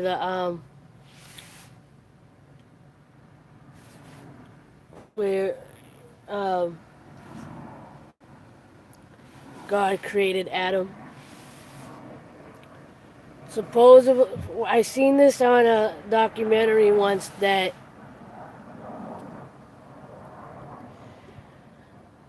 I'm not sleepy just yet. I'm actually working. So, I mean, I'm a little tired, but it's all good. But I believe it's in Jerusalem. I don't remember what the documentary was, but um, they were talking about the holy, the holy place in Jerusalem, right? That they have a building for Christianity, Judaism, and a mosque, all right next to each other, right? But right now, the building that holds the mosque is supposed to have the exact spot where Adam was created. Here's what I heard about that particular building, or that particular spot. Originally, I think it was the Catholics or the Christians had that building or had that spot. The Jews came and kicked the Christians out, and it was the Jews claimed it for themselves, and then the Muslims kicked out the Jews, and now it's a mosque, and it holds the place, the spot where Adam was created. Um, and I thought that was fascinating. And like I said, I'm not a religious person, but hearing that, you know, you know, in the exact same spot, I guess the area is called the Rock. I believe that's what it's called, the Rock, and I believe it's in Jerusalem, and it has, you know, Muslims, Christians, and Jews all have a space in this one particular spot. But the exact spot where Adam was supposedly created, at the moment, the Muslims have the building that has that is now, I believe, a mosque.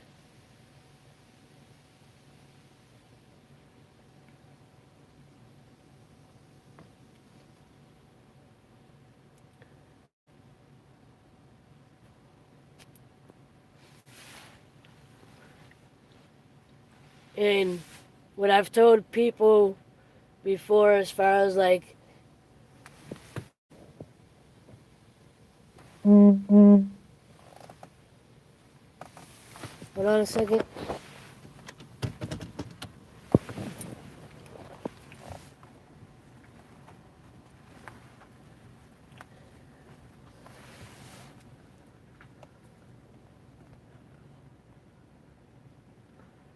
I think they were going this way. I just saw a fire truck. I just want to make sure they're not coming up to our property. Nope.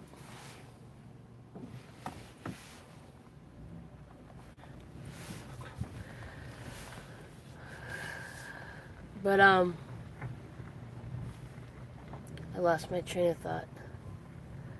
Um,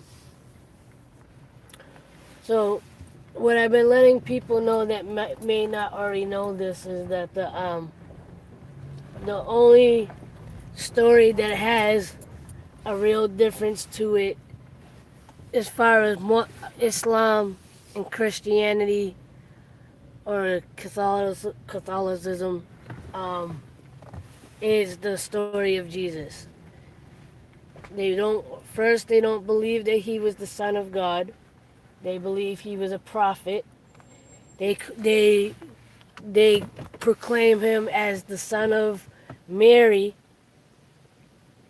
Mary actually has a full chapter for herself in the Quran. In that particular story, they don't believe that Jesus was crucified. They believe that he was brought back to God alive. God brought him back to him alive. Um,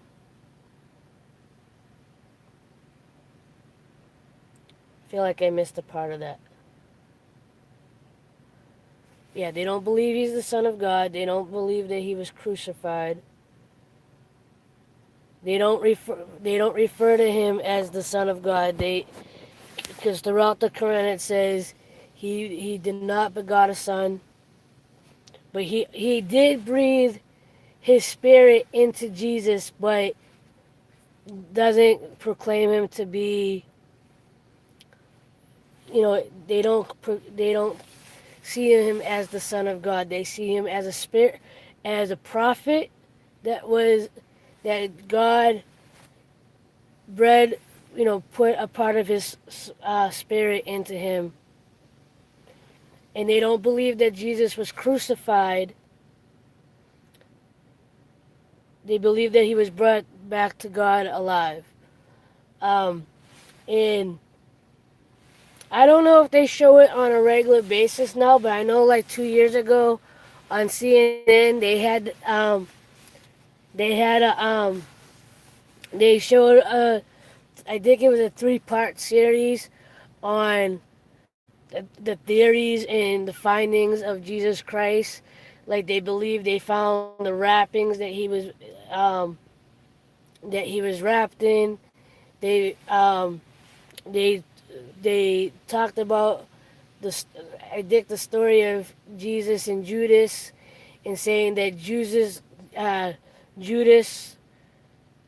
or I think that was the name, that was actually crucified, and that the belief again was that he was brought back to um, God brought back Jesus alive, but it was really Judas that got crucified, or something to that extent. I forget. Like obviously, this was all theory and conceptual the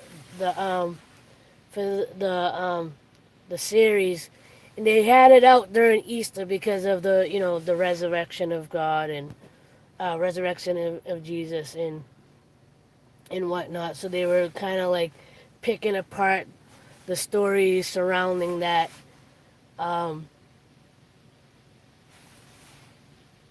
and then I know I've seen off and on throughout the internet the last couple of years that supposedly they found a leather Bible in Turkey that also bears evidence that um, Jesus wasn't crucified and that he was brought back to God alive.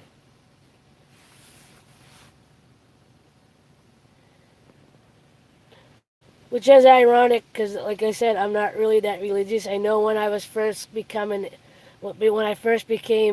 Muslim, or I was trying to learn about it, um, you know, I was reading stories and people were telling me some stuff. Petrified.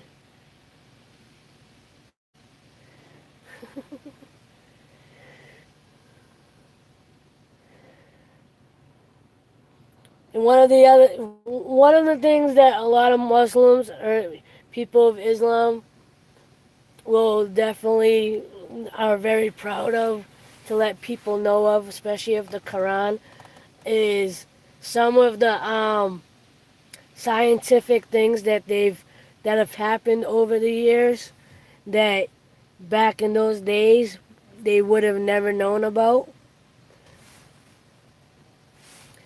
Noah's Ark is that yeah no we do have the Quran does have a chapter speaking on Noah. Um,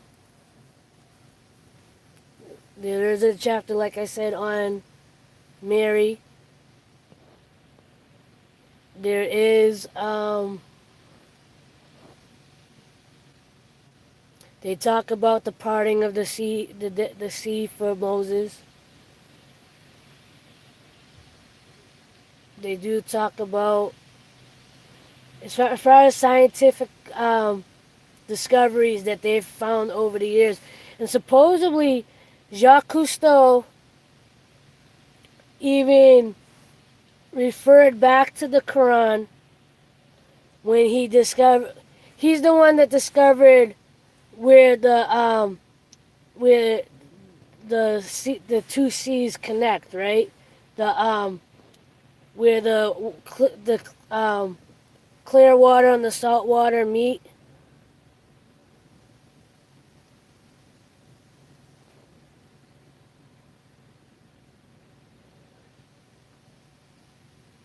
I'm not sure. I don't know if they bring up the pillars. I know there's 5 pillars of Islam, which is the declaration to be Muslim, and that God is the only God, and Muhammad is a messenger of the messenger of God. Um, to give to charity, to pray 5 times a day, to um, fast during Ramadan, and to make the pilgrimage to Mecca if and when possible.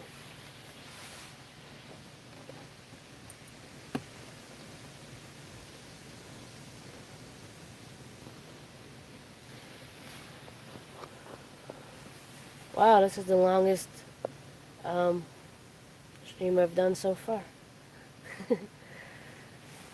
So, but and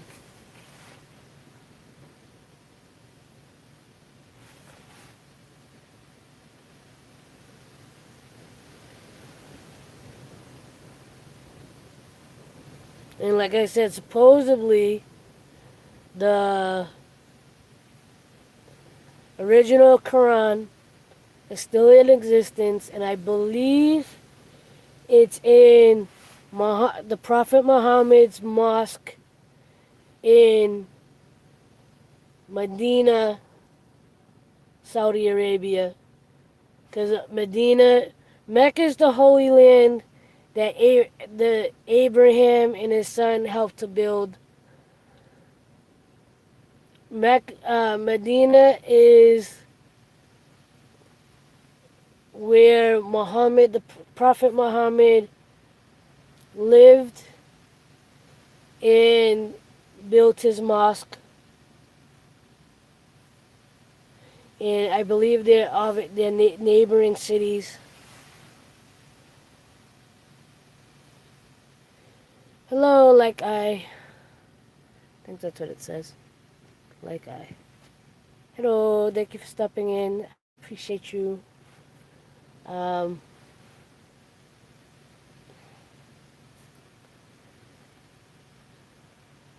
yeah, I'm losing my train of thought.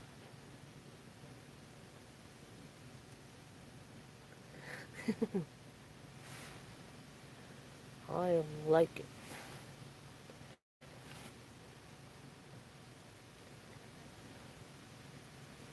But yeah, so this concludes your lesson on Islam for the night.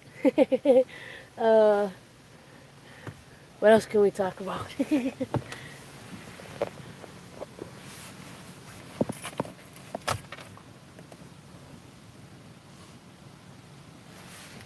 You're welcome.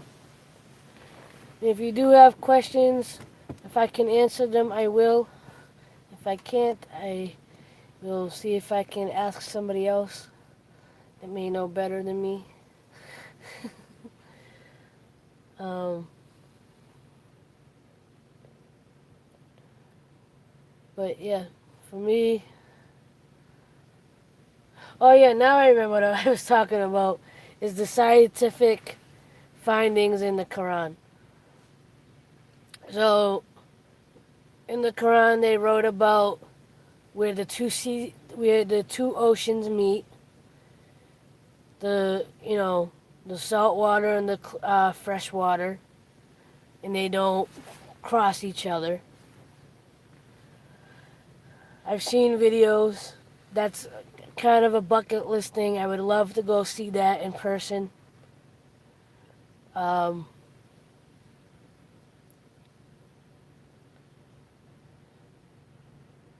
where are the horses? Horses are not here. And I'm completely confused on exactly where that is too. The where the two seas meet, because supposedly it meets in somewhere in Alaska, and I know it's supposed to meet somewhere else in the world. I don't know where, but I'm really confused because I originally thought it was somewhere else in the world, and then I've seen more than once where they said that it's in that you could go to Alaska to see that, and I'm like, since when? Because I don't remember what the other country is that you're supposed to be able to see. That you're able to go um, to like a beach-like area and see the meeting of the meeting of the seas.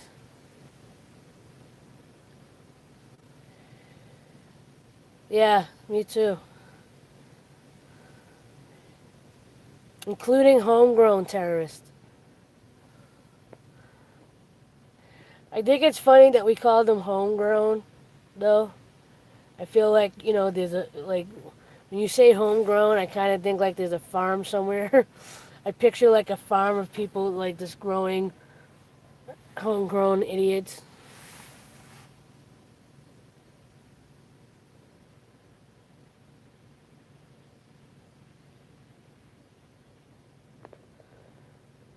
Yeah, I met somebody that actually worked somewhere in Canada. I think he said he did surveying or something like that. He said that it messed up with the. He's like, as nice as the Northern Lights are, it messed with their some of their equipment, like you know the magnetic field or with something about the magnetic field or something. I don't remember.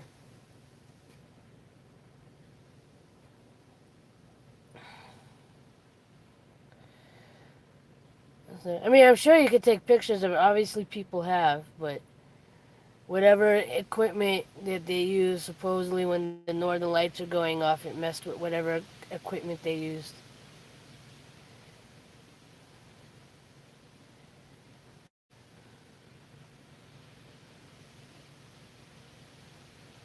But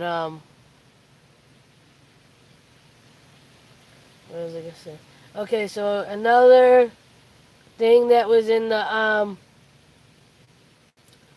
written in the Quran, which was obviously written at a time that they would never know this information. So for it to be written, um, was the human embryo and how it's formed and how it's created. Because obviously in those times, um, they didn't have the ability to learn about that or to know how that.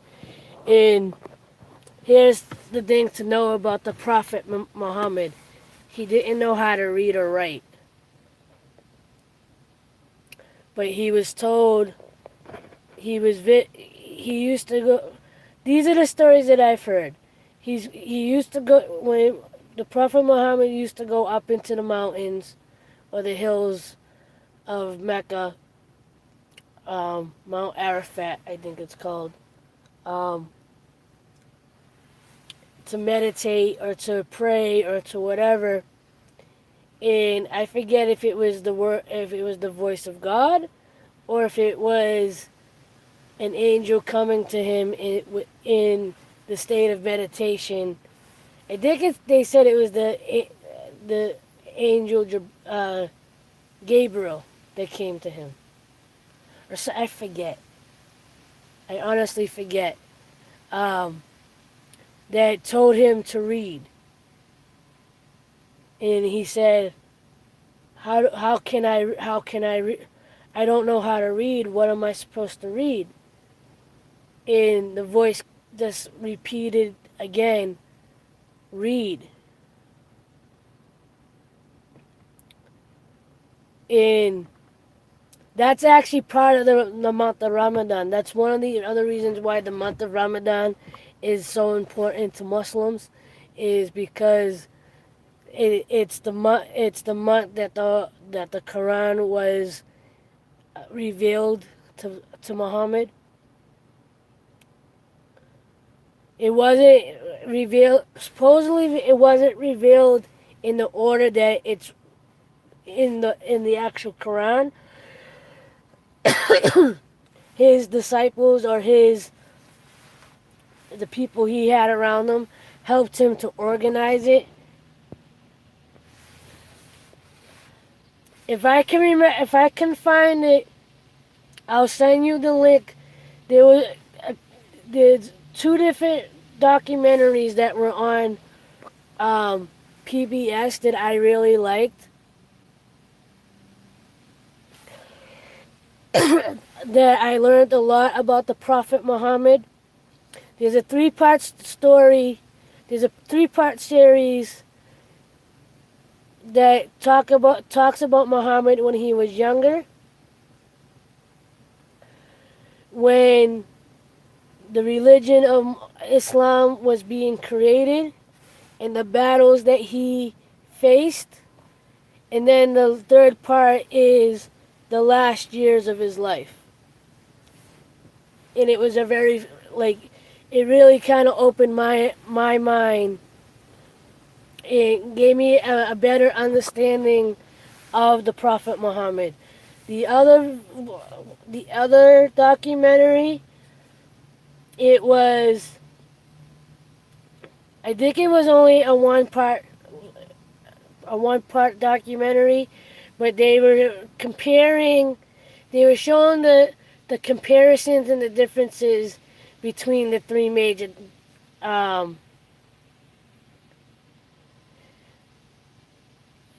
then there was another documentary that featured that were looking at the three major religions, Christianity, Islam, and Judaism, and showing the comparison for within the religion. And they were talking to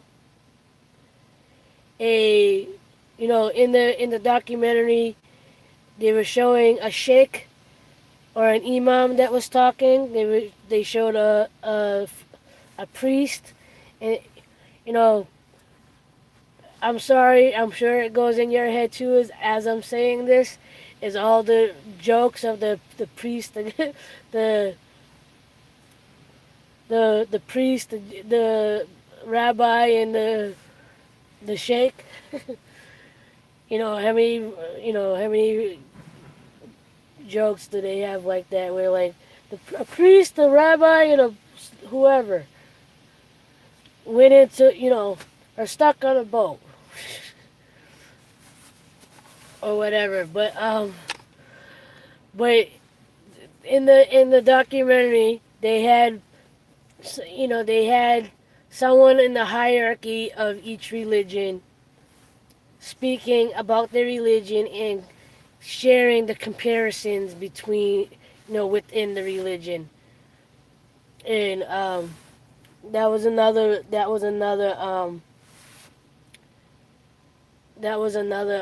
documentary that I found interesting, that kind of gave a little more insight. And I liked that one because it was it was three faiths showing love and respect for one another. And even in the stories that I've heard about Muhammad, many Muslims will just like Christians and Jews will denounce another religion. And that's what gets me upset in general, and why even with Islam, I kind of teeter back and forth sometimes, because I'm like, when Islam, I'm like, you're all reading the exact same book. Why is there any real conflict? No problemo.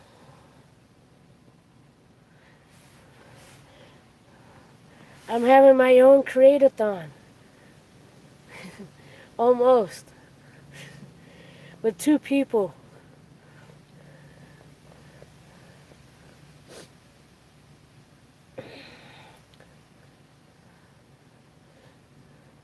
Hashtag, I'm amazing. Hashtag, you're amazing.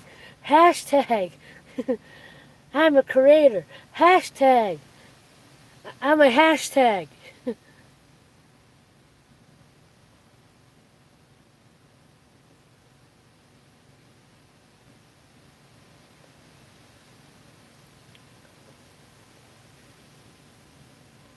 Hashtag. It's a hashtag.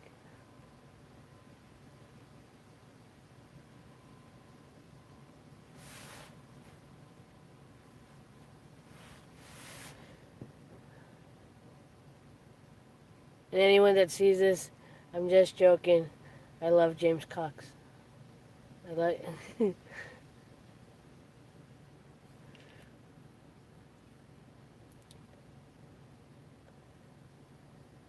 But you gotta love the whole hashtag bit.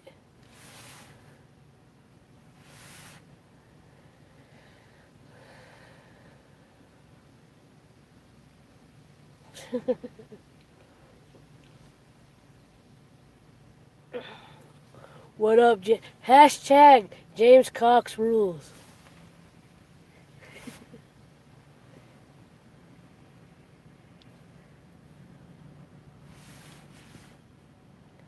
And I do the hashtag sign, but I'm holding my phone, so.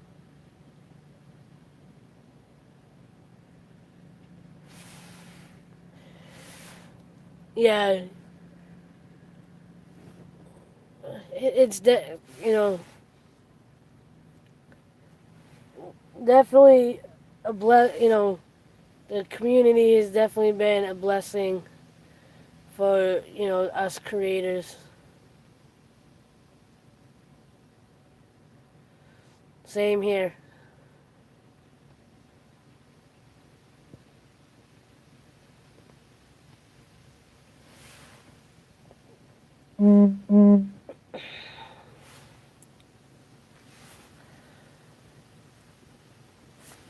Somebody liked something that I posted.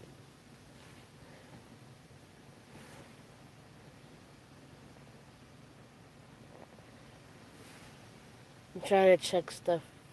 Hopefully it's not messing up the stream.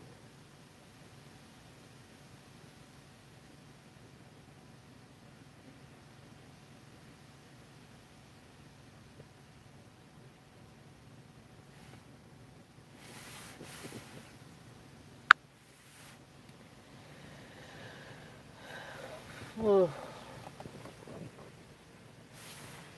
yep, it's about to hit that time.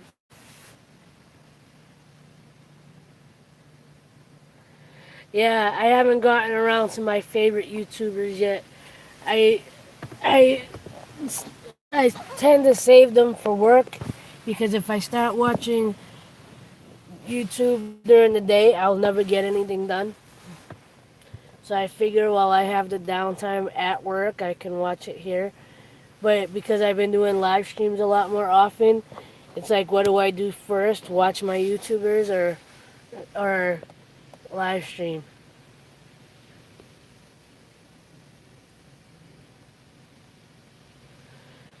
Yeah, when I started YouTube, it was because I got inspired by some of the YouTubers that I still watch today.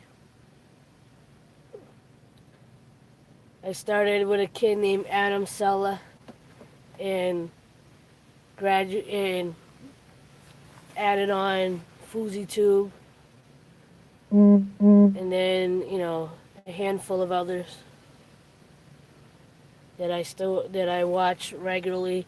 Some of them have stopped recording.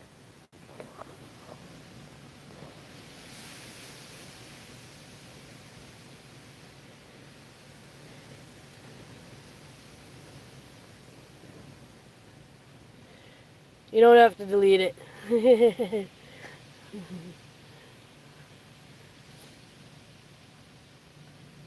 But well, I'm not getting paid for YouTube just yet. Last summer, I think it was last summer. Last summer, before the whole, yeah, it's cool. I mean, look, I've already been on here for almost 3 hours, so at this point, it's kind of a mute point. It's either I delete the whole video or, you know, just live with it. But, I'm not planning to delete anything, so. But, what was I gonna say?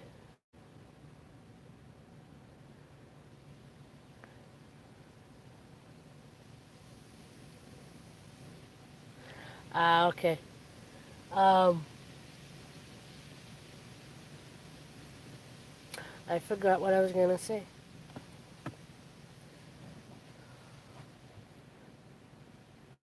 I know what I was gonna say. Oh, about getting paid through YouTube. I think it was last summer or the year before where I started to see the monetization on my videos, and it was like a few cents here, a few. I even have a video. I don't know how far back it is, but I have one video.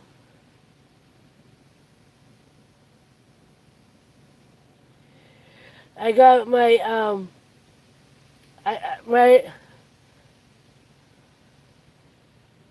Don't worry about it. I can't. I When it comes to typos, I can usually read between the lines.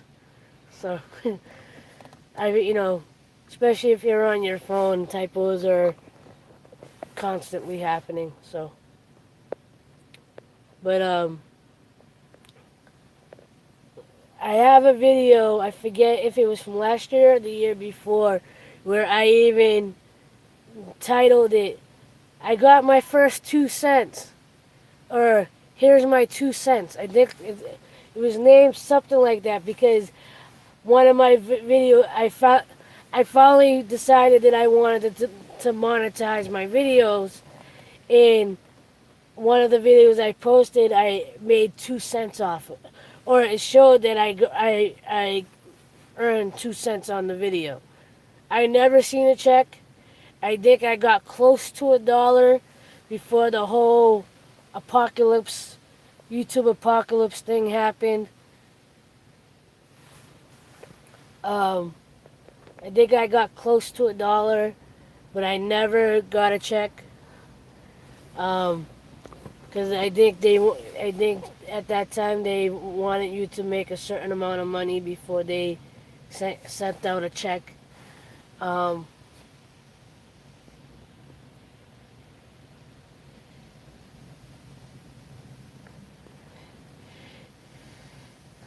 and now you're on YouTube. Right on.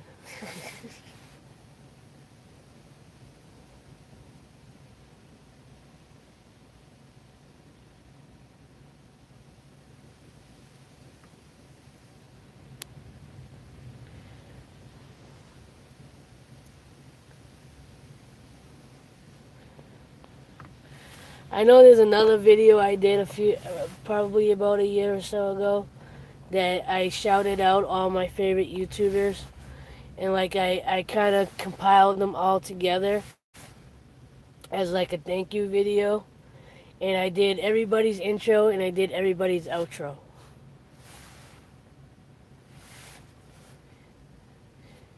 Hit that like button, hit that hit that bright red button as well. Leave a comment below. Hit that little bell. And while you're at it, go ahead head over to alovproductions.com. Go find the shirt that speaks to you.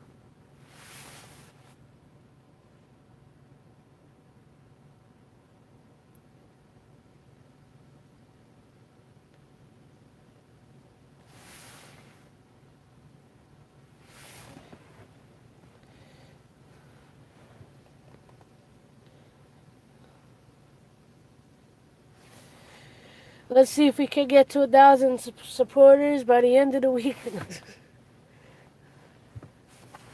If I had time to push my channel harder, I probably would hit 1,000 supporters within the next week.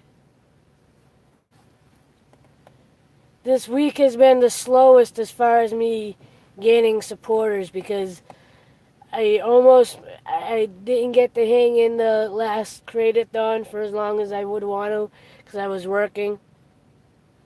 Um, I haven't really been checking other people's channels.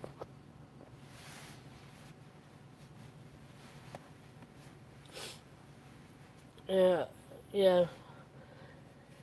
But that's why I even made the video that I made for today about my T-shirts. Um, because one, the channel is growing, and I want more people to see aloveproductions.com.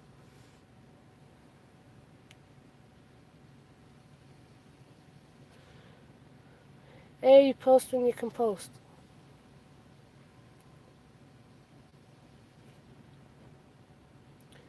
I really like, along with the YouTube channel, I want Ayla Productions, the T-shirts. I want that to grow. I really wish I had someone in my life that can help me with the business side of things, though. Someone I can trust to work through things.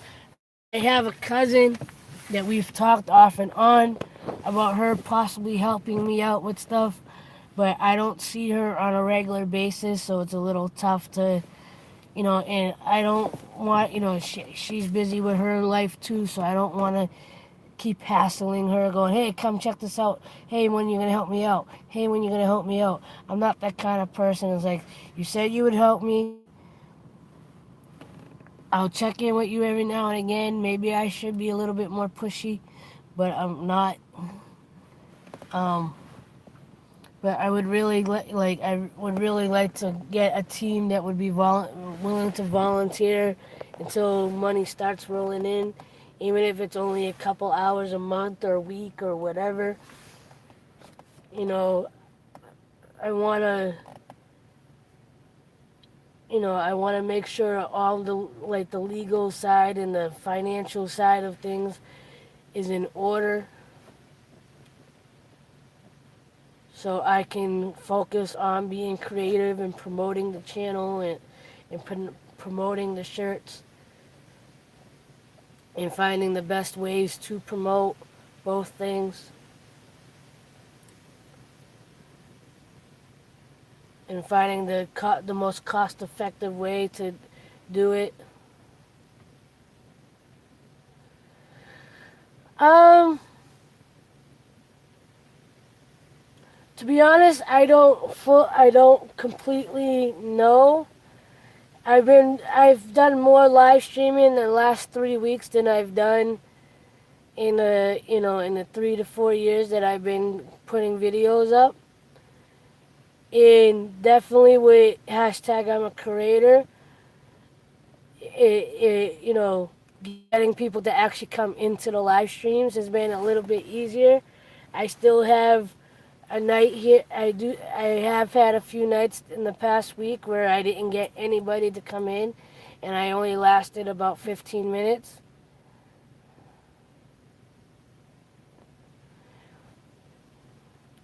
Well, you could do the live thing, and you could do the live streaming if you're gonna get camera shy. Maybe you can be a little bit more. You try to get creative with it, where you put like a piece of artwork in front of the screen. Because I know that I don't remember his name, but I know there's another guy that's been doing live streams, but he hasn't shown his face. He just has like an empty icon.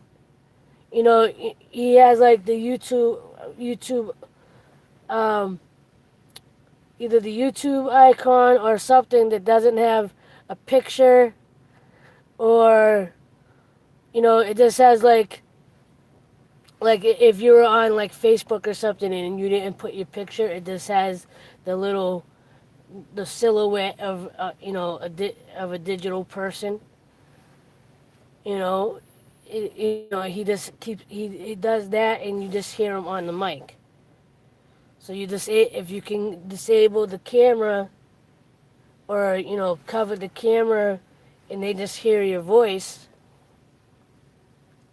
make it more like a podcast technically like a podcast, but it's not really a podcast. It's still technically video, but you know, do it more like like a online radio type thing.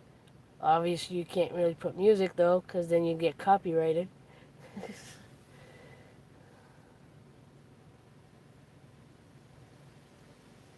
Yeah, and otherwise I probably wouldn't be this open with people, because in person I'm a little bit more timid. If you get on the right subject, then you might not get me to shut up.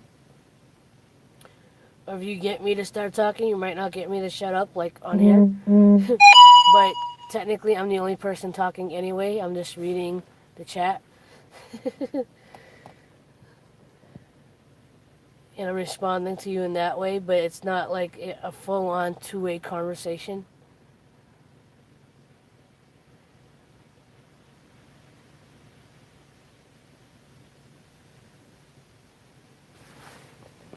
Yeah, I, I don't, as far as guns, I don't really concern myself with that.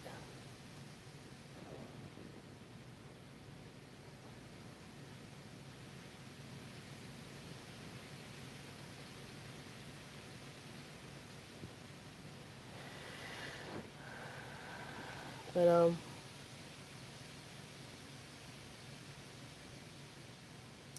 yeah. So I really wasn't intending to be on here for 3 hours. It's just about, I'm going to let it actually hit the 3 hour mark, and then I'm going to call it for the night. Because I have to go potty, but I'm procrastinating. So I'll let this get as close to the 3 hour mark as possible. And then I'll go potty and go grab a snack that I probably shouldn't eat.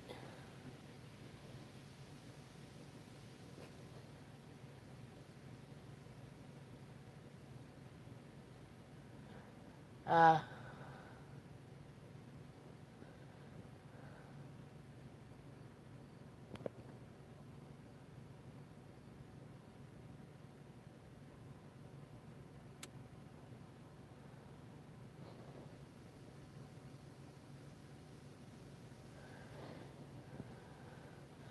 yeah, I'm gonna give it. I only got like 5 minutes to go before I hit the 3 hour mark. So because I got the two of you in here, between the two of you, gave me a lot of watch time in this in this live stream alone. So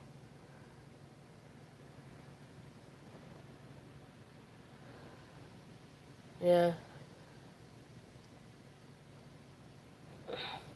I appreciate that because I've said it before. When it comes to streams, you know, it's hard to stay at entertaining. So, and for me, sometimes I feel like, especially when I get quiet, I feel like it gets, you know, I don't think people want to sit there and just watch you stare out into the world.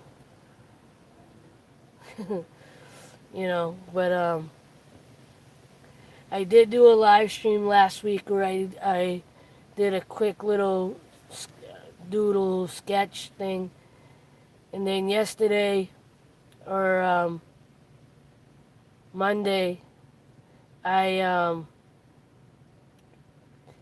I did a live stream. I wasn't paying attention to the live stream, but I had the live stream going while I was filming part of my last video to show like what I do to get, if I'm actually trying to do a specific type of video, you know, what I do to get some of my shots.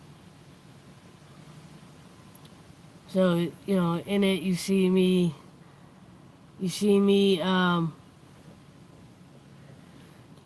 moving the camera around. You see me changing my shirts. You see me doing one scene more than once so I could get, so I have an option of which clip I'm going to use. And then last night I did a stream for about 45 minutes while I was trying to edit it. Edit as much as I could before my computer would die. And once it got to that point, I had to stop recording. Not stop recording, but I had to stop editing at work. So I finished the edit as soon as I got up for Monday. I don't even know what day it is anymore. I've been working nonstop since last Sunday. So, and this weekend I worked 4 12-hour shifts in a row. So I'm kind of lose track of what day it is.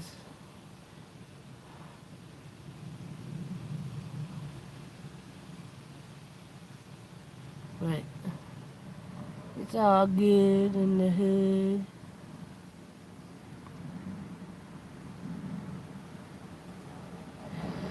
I use, on my computer, I use Adobe Premiere. I don't use Pro because I don't want to pay for it. And I don't feel like looking for a free version. Yeah. I was doing that for a little while, but primarily the last 12 years I've primarily worked the overnights. There have been other times where I worked, second shift or, did doubles going into the morning or what, vice versa. But, yeah. Whew.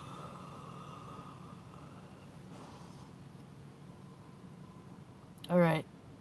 It's just about to hit that 3-hour mark. And there it is. Okay, I'm gonna end this. I gotta go pee. So I'm gonna go. Thank you for hanging out. I appreciate it. I appreciate that you actually enjoyed these live streams and actually hung out with me for the last couple hours. I'm gonna end it. Anyone that actually comes to this, and you actually sit here for 3 hours and watch it, I appreciate it. You rock. And I'm gonna end it. See you in the next video. Thank you for watching. Like, love, share, and inspire. Don't forget, love is everything. Go check out my last 2 videos. The last one was about Ayla Productions. The one before that was a poem dedicated to those affected by mental illness, addiction, and suicide. That one specifically, if you come across it, please share it. It's with everything going on in the world, I think it's something that many people can relate to. And I'm not sharing that for my own benefit. I'm sharing it to spread awareness. It was my last poetry vlog,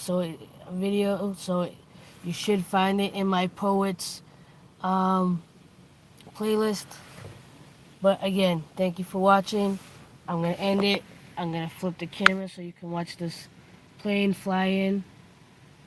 And with that, as always, like, love, share, and inspire. Don't forget, love is everything. And I will see you in the next video. Much love all. Peace.